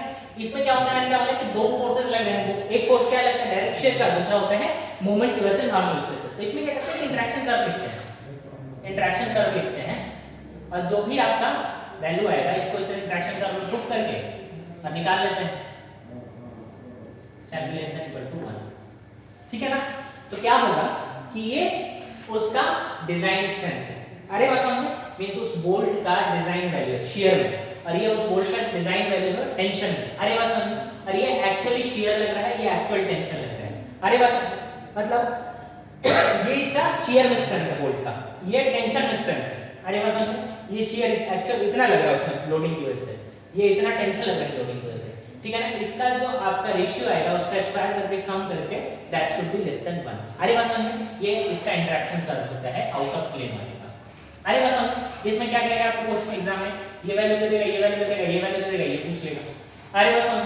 या फिर इनमें से कोई भी एक पूछ लेगा और बाकी तीन का वो वैल्यू दे देगा। ठीक है ना? तो वहां से आराम से कैलकुलेट करके निकाल लेंगे।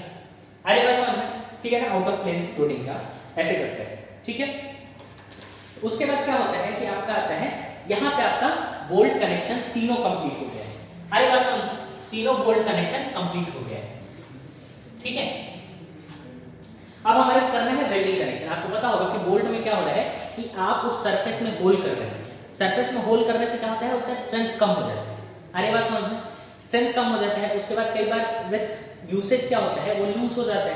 लूज होने से क्या होता है कि आपका डिफ्लेक्शन बढ़ जाएगा, अरे बस वाइब्रेशन बढ़ जाएगा। तो क्या होगा, ऐसा हो सकता है कि लिमिट स्टेट में वो लिमिट स्टेट ऑफ सर्विसिबिलिटी में ही फेल कर जाए। अरे बस स्ट्रेंथ में ही फेल कर सकते क्योंकि आपका आपने क्या हुआ है मेटल को काट दिया है। मेटल को काट दिया है तो आपके पास क्या है, यही वाला बचा हुआ मेटल तो स्ट्रेंथ दे रहा होगा। अरे बात समझ। तो इस वाले केस में क्या होता है कि आपका स्ट्रेंथ घट जाता है। अरे बात समझ। तो हम क्या करते हैं कि ये काटना पीटना छोड़ के हम क्या करते हैं कि वेल्ड कर देते हैं। वेल्ड करने में क्या करते हैं हम, वेल्ड कर देते हैं। वेल्ड करने में क्या करते हैं हम लोग, जैसे एक सेक्शन है यहाँ के, इसको ऐसे वेल्ड कर दिया, इसमें कहीं कोई काटने पीटने की जरूरत नहीं है, हमने क्या किया एडिशनल मेटल ही ऐड किया। क्लियर, हमने कोई काटा पीटा नहीं है, ठीक है ना। तो इसमें हायर स्ट्रेंथ हमारे को मिल जाता है। क्लियर हुआ, ठीक है ना। ऊपर से कटिंग वटिंग कर देंगे तो मेटल वेस्ट ही तो होता है, इसके यूज तो है नहीं, यहाँ वैसा कुछ करने की जरूरत नहीं है। क्लियर हुआ, तो हमारा वैल्यू हमारे को ये ज्यादा बेटर है वेल्ड करना, ठीक है ना। इसीलिए हम मतलब विद टाइम हम बोल्ट, पहले हम रिवेट यूज करते थे, बोल्ट अभी भी यूज होता है, अब वेल्डिंग यूज होता है बहुत ज्यादा, ठीक है ना, क्योंकि हमारे पास हायर स्ट्रेंथ हम इंश्योर कर सकते हैं उससे, ठीक है ना। और बाकी सर्विसिबिलिटी भी इसकी बोल्ट से बेटर होती है, ठीक है, क्योंकि इसमें वाइब्रेशन का कोई पंगा नहीं होता है, ठीक है ना। तो आपको मैंने पहले जो वेल्ड पढ़ाया था, बेसिक जो बताया था उसके बारे में, उसके टाइप्स बताया था मैंने कि फिलेट वेल्ड होता है, पट वेल्ड होता है, ठीक है ना। अगर आप लोगों को याद होगा तो इस वाले को फिलेट वेल्ड बोलते थे, दूसरा मैंने बट वेल्ड बताया था। बट वेल्ड कैसे बताया था, ये दो प्लेट्स हैं, इनमें क्या करेंगे, ऐसे फिल कर देंगे, बट वेल्ड हो जाएगा। अरे बस समझ, ठीक है ना। फिर एक आपको स्लॉट एंड प्लग वेल्ड बताया था, ठीक है। वो सारी चीजों के बाद हमारे को थोड़ा बहुत इसमें ये जानने की जरूरत है, जो थोड़े बहुत इसमें वैल्यूज हैं उनको ध्यान रखना है, उसमें कुछ टर्मिनोलॉजीज हैं जो आपके काम का है। अरे बस समझ, और कैसे ये रेसिस्ट करते हैं ये सारा समझना है वेल्ड के बारे में। अरे बस समझ। और मैंने आपके नोट्स में ज्यादा दे दिया है आपका इसेंट्रिक और आउट ऑफ प्लेन इसेंट्रिसिटी वाला और in plane eccentricity for welding connection. वो इतना जरूरी नहीं है आपके लिए, आप लोग अगर मतलब समझना चाहेंगे तो आप उसमें नोट्स में मैंने न्यूमेरिकल दे दिया है, वो समझ लीजिएगा। बाकी आपके एग्जाम के लिए बहुत इंपॉर्टेंट एक्सेल लोडिंग का ही है, ठीक है ना। और बाकी कोडल प्रोविजन इंपॉर्टेंट है जो आपके एग्जाम में आता है, मैं इसलिए उसको स्किप करूंगा क्योंकि वो बहुत बड़ा है, ठीक है ना। और आपके एग्जाम में ऐसा तो नहीं होगा कि आधे घंटे एक सवाल दे देगा, ठीक है ना। आपके नोट्स में वो छोटा लगता है, बट आप खुद बैठ के जब कैलकुलेट करके और एग्जाम के टाइम पे करेंगे तो that will become too lengthy. अरे बात समझ में। और वो एग्जाम में वैसे ही प्रेफर नहीं करते लोग कि इतना बड़ा क्वेश्चन आप दे दिए, ठीक है ना। वो यूनिवर्सिटी एग्जाम तो है नहीं, कॉम्पिटिटिव एग्जाम, तो उस केस में क्या करेंगे कि हम वो वाला पोर्शन स्किप कर देंगे। बाकी मैंने क्वेश्चन दे दिया है, कैसे मेथड्स हैं वो मैं समझा दूंगा, ठीक है ना। आप उसको प्रैक्टिस कर लीजिएगा, क्या कैसे हो रहा है उसके अंदर समझ में आ जाएगा। अरे बात समझ में, ठीक है ना। उससे पहले ये सारा चीज करने से पहले आपको ये समझना है कि वेल्ड में कुछ टर्मिनोलॉजीज होते हैं, कैसे उसका बाकी चीज फंक्शन करता है, एक बार देखिए।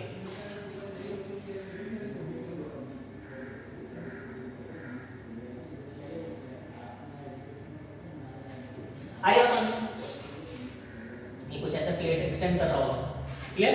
अरे समझ, ये प्लेट भी ऐसे कुछ एक्सटेंड कर रहा होगा, क्लियर। और इसको क्या करते हैं, यहाँ पे ऐसे वेल्ड कर दे रहे हैं, ये भी कहीं ऐसे एक्सटेंड कर रहा होगा, सब जगह वेल्ड किया हुआ है, क्लियर। अरे समझ, ये कहीं तक ये ऐसे एक्सटेंड कर रहा है और इसको वेल्ड किया हुआ है, क्लियर हुआ। तो इस केस में जो इसको हम जूम आउट कर देते हैं, सामने से देखते हैं तो ऐसा दिखेगा ये। अरे बात समझ, क्लियर हो, ऐसा दिखेगा। तो ये वाला जो साइज है, ये वाला चीज होता है, इसको बोलते हैं साइज ऑफ द बेल्ट। क्या बोलते हैं, साइज ऑफ द बेल्ट, ठीक है ना। इसको क्या बोलते हैं, साइज ऑफ द बेल्ट, ठीक है ना। और कोड में इसके 3 प्रोविजन दिए हैं, ठीक है ना। कोड में 3 प्रोविजन दिए हैं, तो मैंने लिख भी दिए हैं। पहला प्रोविजन है with respect to minimum. Minimum size of the weld क्या है, तो आपके के लिए एग्जाम के लिए इंपॉर्टेंट है, minimum size of the weld होता है 3 mm का, minimum size of the weld, ठीक है ना। ये आपके क्वेश्चन में सीधा ही पूछा गया था कि minimum size of the weld कितना होता है, तो आप क्या बोलेंगे 3 mm होता है। अरे बात समझ। दूसरा दोनों प्रोविजन है वो maximum size of the weld को लेकर, क्या होता है, maximum size of the weld को लेकर, ठीक है। तो maximum size of the weld का लेके, तो मान लो ये जैसे कि ऐसे दो प्लेट को ऐसे कनेक्ट किया जाए,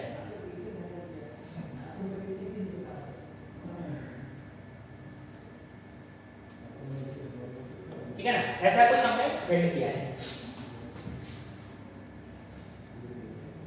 ऐसा वेल्डिंग किया। इसको बोलते हैं स्क्वायर एजेस। क्या बोलते हैं, इसको बोलते हैं स्क्वायर एजेस, ठीक है ना, या रेक्टेंगुलर एजेस, क्लियर, ठीक है।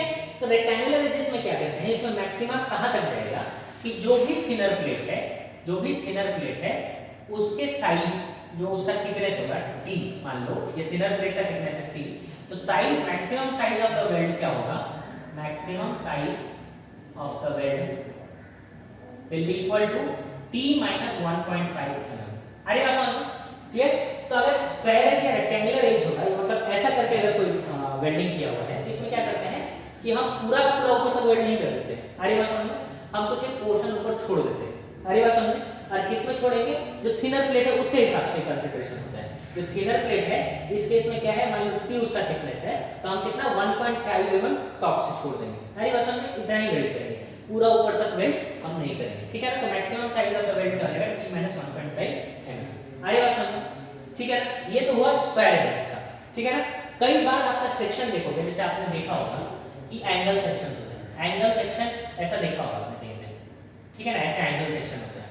एंगल सेक्शन में क्या होता है कि ये स्क्वायर एज नहीं दे रहा है, क्योंकि मान लो आप इधर से एक प्लेट होगा, इधर कहीं वेल्ड कर रहे होगे इस एंगल सेक्शन को, क्लियर। जब वेल्ड कर रहे होगे तो क्या होगा, यहाँ देखो, यहाँ जो अगर मान लो वेल्ड करोगे ये एक स्क्वायर एज बन रहा है।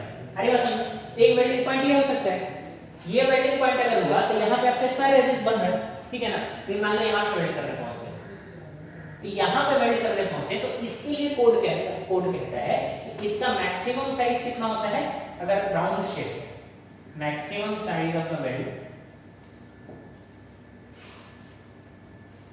In round shape is equal to 3/4 of the thickness of plate at the section, ठीक है ना। इस सेक्शन पे जो थिकनेस होगा उसका 3/4 ही होगा, मैक्सिमम उतना जा सकते हैं, उससे ज्यादा आप नहीं जा सकते। क्लियर हो गया, ठीक है ना। तो अगर रेक्टेंगुलर शेप है तो t माइनस 1.5 mm, और अगर आपका राउंडेड शेप है तो 3/4 होता है। ये तीनों को आप याद रखें कि मिनिमम कितना होता है और मैक्सिमम का क्या कंसीडरेशन होता है। अरे बस समझ, क्लियर।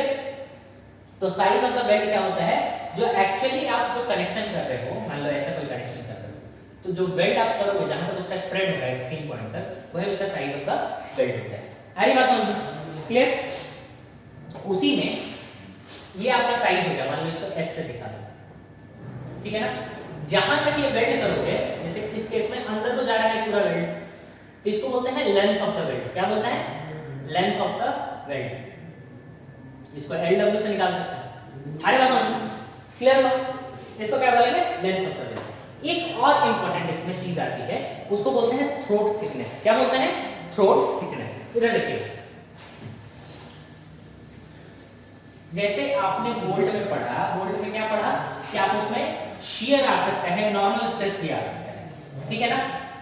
अरे बात समझ, क्लियर हुआ, क्लियर।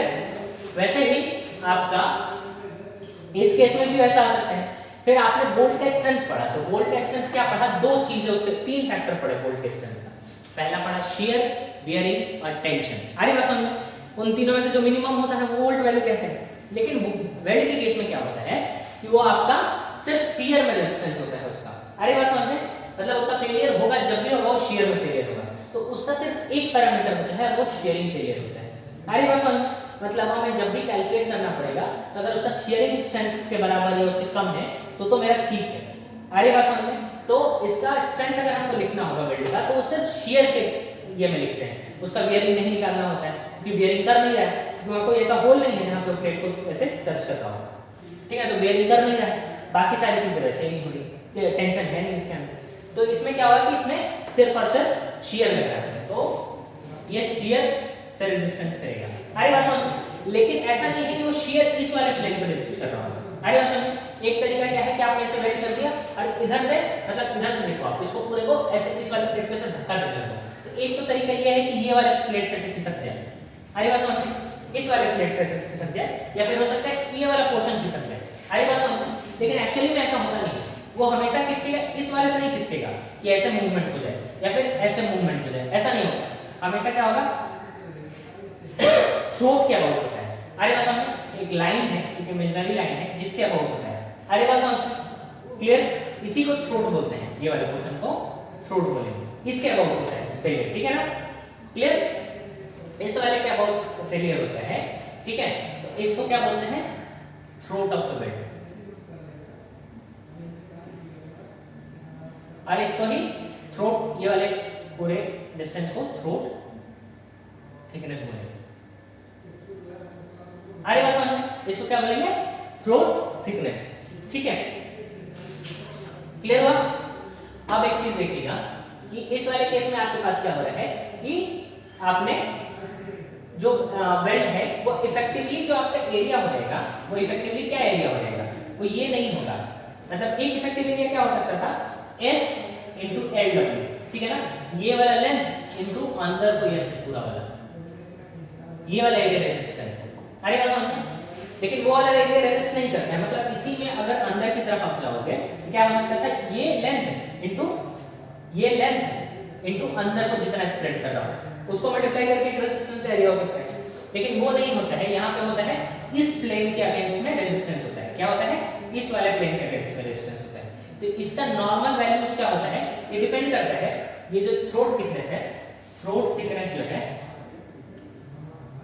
थिकनेस जो है दैट डिपेंड्स कि ये जो दो वेल्डिंग हो जाए, दो प्लेट वेल्ड हो रहे हैं, वो किस एंगल में वेल्ड हो रहे हैं। ठीक है ना, ये डिपेंड है, throat thickness depends on the angle eight which welding is done.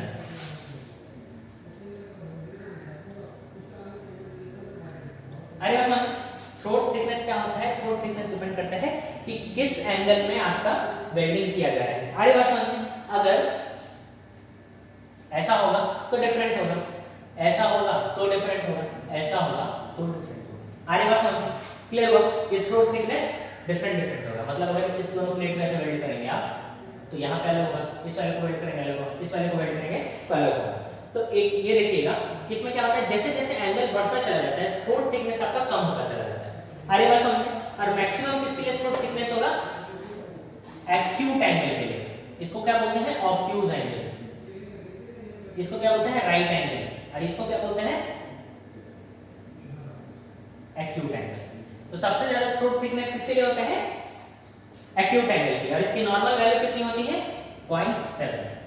अरे बस समझ में, into size of the weld means T will be equal to 0.7 into S। ठीक है ना, ये किसके लिए वैल्यू है? ये एंगल पर डिपेंड करता है। ठीक है ना, तो नॉर्मली जो आपके लिए आएगा वो क्या करेंगे आप? 0.7 into S की इस्तेमाल करेंगे। क्लियर हो गया? अरे बस तो एक्चुअल प्लेन एरिया जो शियर प्लेन है, शियर प्लेन का एरिया अगर लिखना होगा, शियर प्लेन का एरिया लिखना होगा तो क्या लिखेंगे? T into अंडर का लेंथ LW, क्योंकि एक्चुअली इसी ये वाला लेंथ, ये वाला लेंथ आपके पास क्या है? 0.7 into S। और ये अंदर को, ये वाला प्लेन अंदर को जाएगा तो कहां तक जा रहा है? LW के बराबर जा रहा है। तो कितना लेंथ हो जाएगा? T into LW। इसको लिखने का और एक तरीका क्या है? 0.7 into S into LW। अरे बस क्लियर हो गया? ठीक है ना, तो इसमें शियर स्ट्रेस लिखना होगा तो क्या लिख सकते हैं? मान लो P लोड लग रहा है, assume P load is acting. और मैं कैसा लोड ले रहा हूं? ये हमेशा कैसा? एक्सियल लोड होगा। क्या होगा? एक्सियल लोड होगा।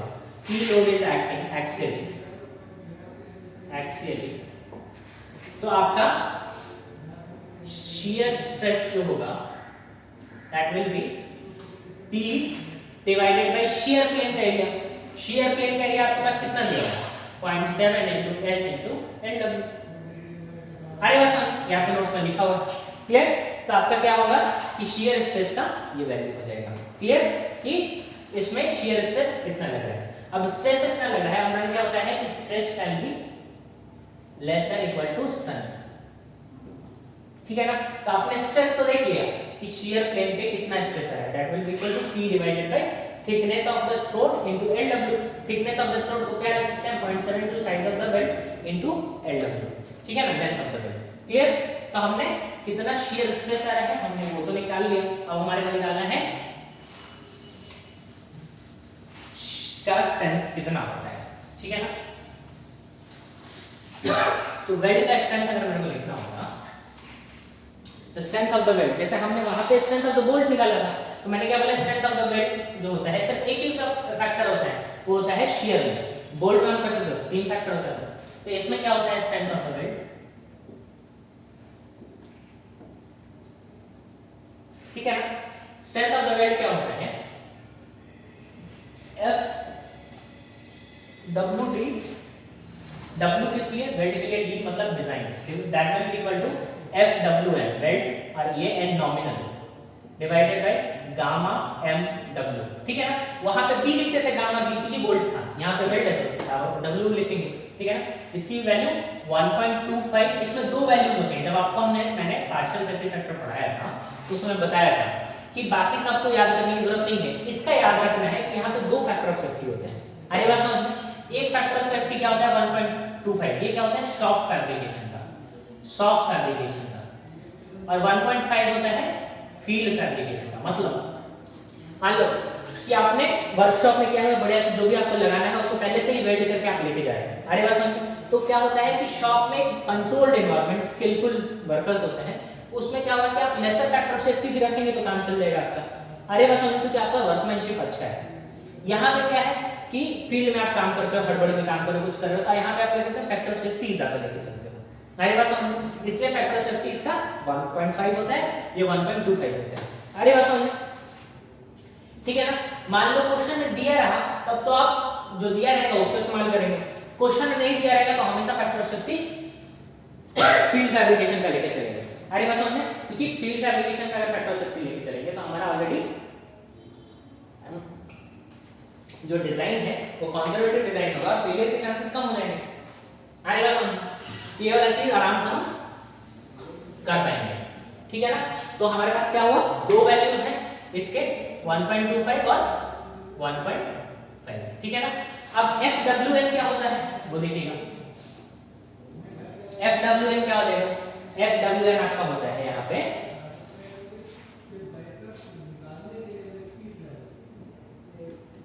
ठीक है ना। FU क्या होता है, ये जिस मटेरियल का आपका प्लेट होता है उसी मटेरियल का आपका वेल्ड का भी मटेरियल होता है। तो उसमें मैंने क्या बताया है कि इसको क्या करना है, तोड़ने तक लेके जाना है वेल्ड को, तो क्या करेंगे अल्टीमेट स्ट्रेस, और मैंने क्या बोला कि शियर में फेल हो रहा है, तो मैंने क्या बताया था कि अगर शियर में कुछ भी हो रहा है तो क्या करते हैं कि डिवाइडेड बाय √3 कर देते हैं। अरे बस समझ, मैंने क्या बताया हुआ है कि जो अल्टीमेट स्ट्रेस है उसको डिवाइडेड बाय √3 कर देंगे तो वही उसका स्ट्रेंथ आ जाएगा किसमें, शियर के केस में। तो यहाँ पे क्या हो जाएगा आपका design FU divided by √3 into gamma m। अरे बस समझ, ये सारा चीज करना है, ठीक है ना। ये आपका स्ट्रेंथ ऑफ द वेल्ड होगा, क्लियर। अब ये देखिए यहाँ पे, अब हमारे को क्या करना हो सकता है, कई बार अब हमारे को डिजाइन के केस में क्या करना है कि ये जो स्ट्रेंथ है FU by √3 into gamma mw shall be greater than equal to हमारा जो स्ट्रेस आया था, और आपका स्ट्रेस आपको याद होगा कि P divided bye 0.7 into S into LW। अरे बस हम तो क्वेश्चन में क्या कर सकते हैं, इनमें से कोई एक फैक्टर को निकाल के आपसे बोलेगा कि बाकी का मतलब बाकी सारे दे देगा, कोई एक पूछेगा कि ये बताओ कितना होगा आंसर। अरे बस हम क्लियर। तो उसमें हो सकता है कि लोड दे दे, ये आपको नोन है, ये नोन है, लेंथ ऑफ द वेल्ड वाला आपसे पूछेगा साइज ऑफ द वेल्ड कितना होगा, तो आप इसको सॉल्व करके साइज ऑफ द वेल्ड निकाल के बता देंगे। अरे बस हम, और ये किसके लिए वैलिड है, एक्चुअली लोडेड है, इस केस में क्या है एक्चुअली लोडेड है आपका कनेक्शन। अरे बस हम, ठीक है ना। अरे बस हम, इसमें क्या है एक्चुअली लोडेड है। एक्चुअली लोडेड का क्या सेंस हुआ, ये देखो मान लो ये प्लेट अंदर की तरफ से जा रहा होगा, ठीक है ना, ये प्लेट ऐसे, ठीक है, इसको आपने यहाँ पे ऐसे वेल्ड करके छोड़ दिया, ठीक है। तो क्या करेगा, आप इधर से ऐसे धक्का मार रहे हैं और उधर से ऐसे धक्का मार रहे हैं इस वाले प्लेट को, ठीक है ना, इधर से ऐसे धक्का मार रहे हैं, उधर से ऐसे धक्का मार रहे हैं, ये क्या करेगा स्लाइड करने की कोशिश करेगा। अरे बस हम, तो जो P है फोर्स ऐसे लग रहा होगा, अरे बस हम, ठीक है ना। तो उसमें आपसे लोड वगैरह दे देगा, आपसे साइज ऑफ द वेल्ड पूछ लेगा। अरे बस हम तो कर पाएंगे, ठीक है ना, क्लियर। अगर मान लो ऐसा भी होता है कि साइज ऑफ द वेल्ड, कई बार आपको क्वेश्चन में अज्यूम करना पड़ेगा। अरे बस हमको बोलेगा लेंथ ऑफ द वेल्ड बताओ, अरे बस हमें साइज ऑफ द वेल्ड भी नहीं दिया रहेगा, खाली ये दिया रहेगा, ये दिया रहेगा, ये दिया रहेगा। अरे बस हम बोलेगा कि साइज निकाल के बताओ, तो साइज के लिए क्या करेंगे हम लोग, हमारे पास कोडल प्रोविजन है। अरे बस हमने कोडल प्रोविजन है, तो हम क्या करेंगे, एक कोडल प्रोविजन क्या बोलता है, S shall be greater than 3m greater than equal to, और बाकी दोनों क्या आपको याद होगा कि जो T मिनिमम है S shall be less than less than T minimum by 1.5 mm, ठीक है ना। तीसरा है राउंडेड वाले के लिए कि आपका 3/4 टी मिनिमम होना चाहिए, ठीक है, लेस देन 3/4 टी। तो आप क्या करेंगे, इनमें से कोई वैल्यू अपने से चूज कर लेंगे। मान लो टी मिनिमम 8 mm का है, उसमें से 1.5 mm कैंसिल करो, माइनस करो, तो 6.5 mm, ठीक है ना। अरे बस 6.5 mm का आपका वेल्ड साइज आ रहा है, क्लियर, ठीक है ना। तो आप क्या करेंगे, 6 mm का वेल्ड दे देंगे साइज, यहाँ पे 6 फुट कर देंगे, लेंथ ऑफ द वेल्ड निकाल के बता देंगे। अरे बस क्वेश्चन में ये दिया हुआ है, ये दिया हुआ है, ये दिया हुआ है, ये आपको निकालना है। और ऐसा आपने कोडल प्रोविजन से चूज करके, क्योंकि 6 mm is greater than 3 mm और इज लेसर देन 6.5, इसी के बीच का वैल्यू मेरे को चूज करना है। 6 mm चूज कर लूंगा, वहां से LW वो पुट कर लूंगा, LW यहां से निकाल लूंगा। अरे बस क्लियर हुआ, ठीक है ना। तो ये होता है वेल्ड में एक्सियली लोडेड, मतलब ये इधर को और ये उधर को एक्सियली, हालांकि थोड़ा डिफरेंस होगा बट इतना नहीं कि मोमेंट क्रिएट करता है। अरे बात समझ, क्योंकि इमेज में आपको इतना थिकर दिख रहा है, प्लेट्स इतना थिकर नहीं है। अरे बात समझ, ठीक है। तो ये एक्सियली लोडेड आपका वेल्ड हो गया। वेल्ड के दो और हैं कि आप अगर मान लो वेल्ड को एक्सियली लोडेड की जगह पे उसको इसेंट्रिक लोडिंग करेंगे। अरे बात समझ, ठीक है ना, इसेंट्रिक लोडिंग करेंगे। इधर एक बार देखिएगा, जैसे मान लो ऐसे कोई कनेक्शन है,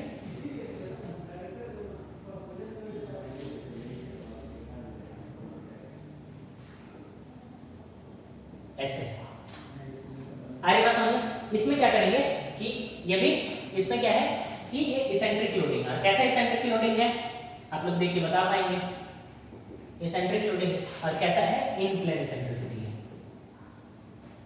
ठीक है ना। इसमें क्या करेंगे, आपने मान लो यहां से ऐसे वेल्ड किया हुआ है,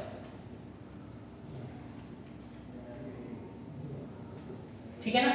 अरे बस हम वेल्ड किया हुआ है, तो इसको क्या करेंगे, सेम चीज यहां पे भी डायरेक्ट शियर की वजह से लगाएंगे। पहला डायरेक्ट शियर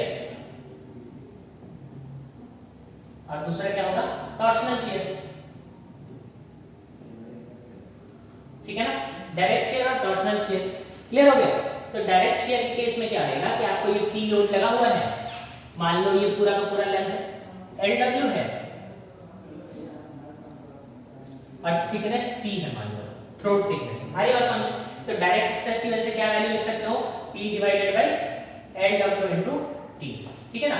और इस केस में टॉर्शन के लिए क्या करना पड़ेगा, इधर देखिएगा, ये आपका यहाँ पे जो निकल के आएगा स्ट्रेस निकल के आएगा। अरे बस समझ में क्या निकल के आएगा, वहां पे हम बोल्ट जब करते थे तो हम वहां पे फोर्स से डील करते थे, यहाँ पे क्या कर रहे हैं, स्ट्रेस से डील कर रहे हैं। तो डायरेक्ट शियर स्ट्रेस लिख लो, that will be equal to Q1, और Q1 किसके बराबर है, P डिवाइडेड बाय जो डायरेक्ट शियर वाला मैंने काम यहाँ करके बताया था, यहाँ पे मान लो P लग रहा है, ठीक है। तो कैसे पूरा ऐसे स्लाइड करने की कोशिश करेंगे, इसको रेजिस्टेंस कहां से मिलेगा, पूरा का पूरा वेल्ड अपने थ्रोट वाले सेक्शन से रेजिस्ट करेगा। अरे बात समझ में, तो ये पूरा का पूरा लेंथ हो जाएगा और थ्रोट थिकनेस T है, ठीक है ना। तो आपका ये शियर प्लेन का एरिया हो गया, ये फोर्स हो गया, तो शियर स्ट्रेस आप निकाल लेंगे, ठीक है ना।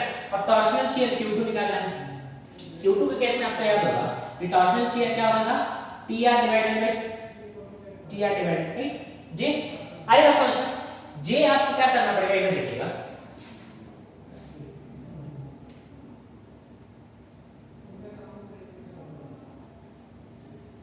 ठीक है ना।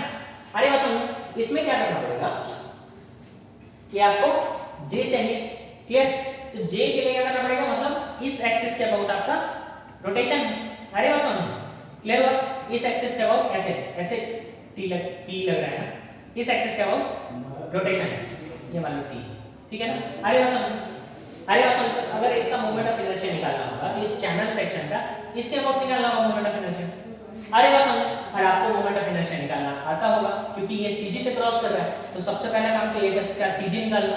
अरे बात समझ, पहला काम क्या करेंगे, first step find CG of the section, second step find polar moment of inertia,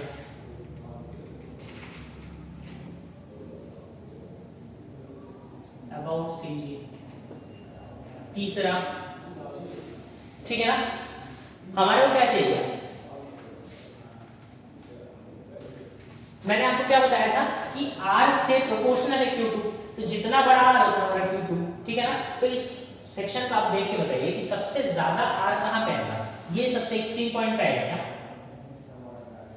सबसे एक्सट्रीम पॉइंट पे आएगा। कि r का वैल्यू आप निकाल के यहां पुट कर देंगे, आपके पास t ऑलरेडी नोन है, j आपने क्या किया cg निकाल के इसके बाद j निकाल लिया और उसके बाद Q2 निकाल लिया। अरे बात समझ, अब ये दोनों जब वैल्यू मेरा निकल के आ गया तो अब मेरे पास क्या होता है कि यहाँ पे भी आपको क्या करना पड़ेगा, Q रिजल्टेंट, क्या करना पड़ेगा Q resultant, and that will be equal to under root Q1 square plus Q2 square plus 2Q1 Q2 cos theta. अरे बात समझ, ये Q रिजल्टेंट हो गया और ये क्या होना चाहिए, that should be less then जो स्ट्रेंथ ऑफ द वेल्ड जो आपने निकाला हुआ है, ठीक है ना। स्ट्रेंथ ऑफ द वेल्ड क्या होता है, Fu डिवाइडेड बाय √3 इनटू नहीं divided by gamma m strength of the weld, ठीक है ना। तो ये जो वैल्यू निकल के आना चाहिए ये स्ट्रेंथ ऑफ द वेल्ड से कम होना चाहिए। हरे भाषा में तो आपका सेफ डिजाइन सेफ है, इसी के बेसिस पर न्यूमेरिकल किया हुआ है, एक बार देख लीजिएगा आपको समझ में आएगा, क्योंकि एग्जाम के पॉइंट ऑफ व्यू से इतना इंपॉर्टेंट है इसलिए मैं इसको कर नहीं रहा हूं क्लास में, ठीक है ना।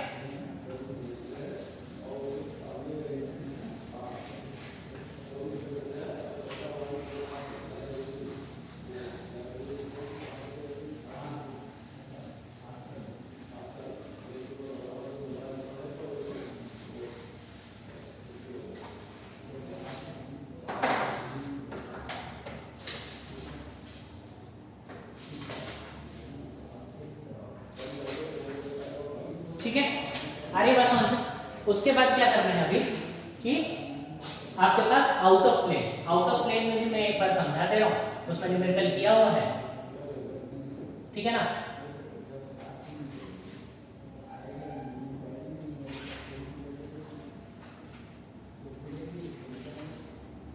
ठीक है ना, आउट ऑफ प्लेन लोडिंग है, ठीक है। और उसमें अगर ये करना है तो कैसे करते हैं, देखिए एक बार मान लो ऐसे होगा, यहाँ पे ऐसे होगा आपका, ऐसे लूट लग रहा है और यहाँ पे आपने इसको बिल्ड किया होगा, ठीक है ना। अगर सामने से देखोगे तो कैसा दिखेगा, ये ऐसा ऐसे कहीं मान लो ऐसे ऐसे को वो बाहर निकल रहा होगा, ठीक है ना। तो आपने ऐसा बिल्डिंग किया होगा, ठीक है ना।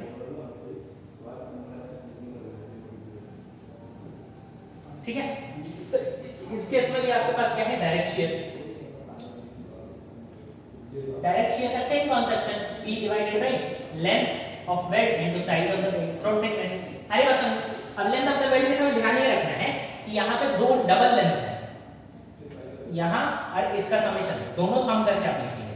अरे बस डबल लेंथ है, मतलब इस साइड वेल्ड क्या है, इस साइड अगर एक साइड वेल्ड हो तो एक साइड करेंगे, दोनों साइड वेल्ड क्या दोनों साइड करेंगे। अरे बस थ्रोट थिकनेस आपको क्योंकि size of the weld known होगा तो थ्रोट थिकनेस होगा, P आपको नोन होगा तो डायरेक्ट शेयर स्ट्रेस निकालना है, ठीक है ना। और मूवमेंट की वजह से stress due to movement, stress due to movement कैसे निकलेगा, देखिए इसमें क्या होगा कि आप ऐसे पुश कर रहे हो इसको तो ऐसे मूवमेंट लग रहा है, मूवमेंट लग रहा है तो क्या होगा, टेंशन और कंप्रेशन, टेंशन इधर कंप्रेशन,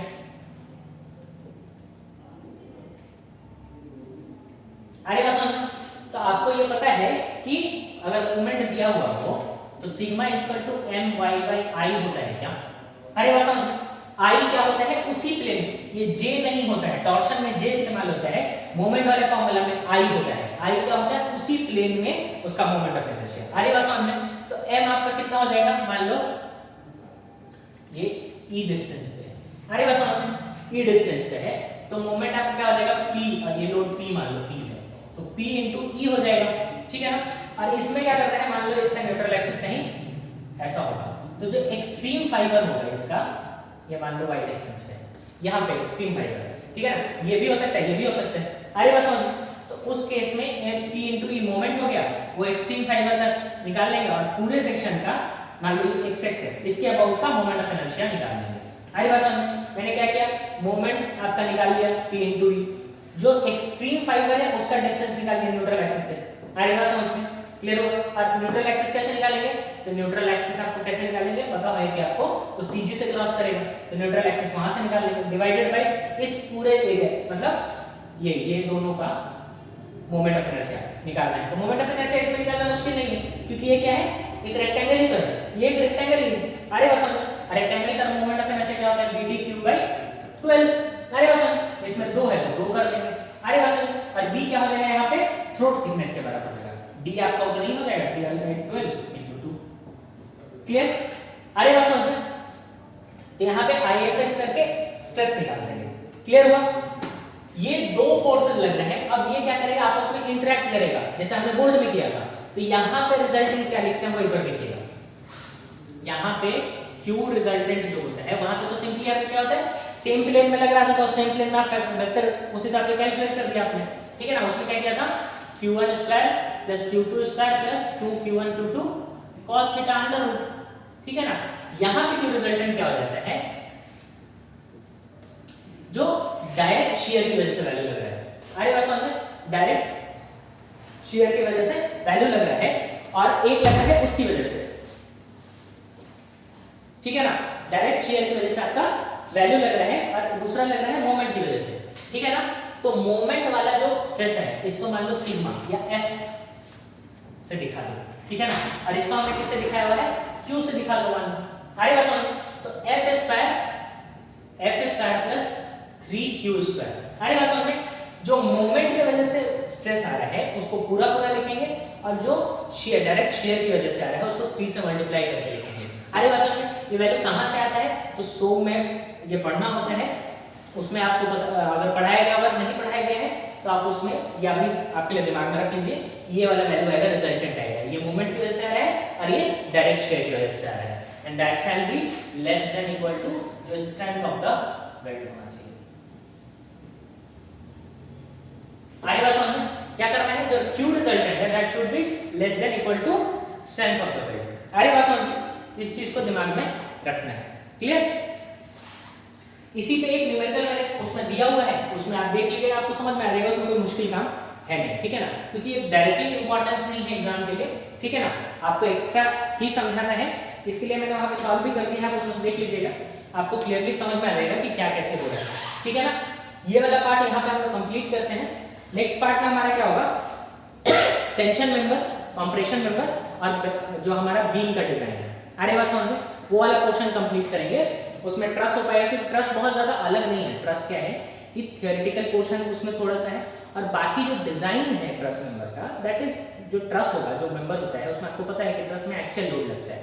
एक्सियल लोड लगने का क्या मतलब होता है, उसमें मूवमेंट नहीं आएगा, मूवमेंट नहीं आएगा, एक्सियल लोड लग रहे हैं, तो वो इधर टेंशन ले रहा होगा या कंप्रेशन ले रहा होगा। मैंने पहले भी आपको बताया कि जो ट्रस है वो एक्सियल लोड लेते हैं, और वो क्या कर सकता है, इधर टेंशन लेगा या कंप्रेशन लेगा, ठीक है ना। तो हम लोग अगर पहले सीख जाएंगे कैसे टेंशन मेंबर डिजाइन होता है, कैसे कंप्रेशन मेंबर डिजाइन होता है, तो ट्रस के लिए अलग से करने की जरूरत नहीं है, उसका मेंबर इधर टेंशन में होगा या कंप्रेशन में होगा, उस हिसाब से हम डिजाइन कर लेंगे। अरे बात समझो, तो उसके लिए अलग से कुछ करने की जरूरत नहीं है। उसमें जो थ्योरेटिकल वाला पोर्शन है वो एक बार समझा दूंगा तो आपको क्लैरिटी आ जाएगी। क्लियर? ये वाला पोर्शन करने के बाद अभी जो नेक्स्ट हम लोग क्लास रिकॉर्ड करेंगे उसमें हम लोग अपना टेंशन मेंबर भी ज्यादा करने की जरूरत नहीं है, आपका टेंशन मेंबर का मैक्सिमम पोर्शन कनेक्शन में हो चुका है, उसमें 1-2 प्रॉब्लम करके फिर हम मूव फॉरवर्ड कर देंगे, ठीक है ना। तो ये वाला क्लास यहाँ पे अभी बंद करते हैं, ठीक है।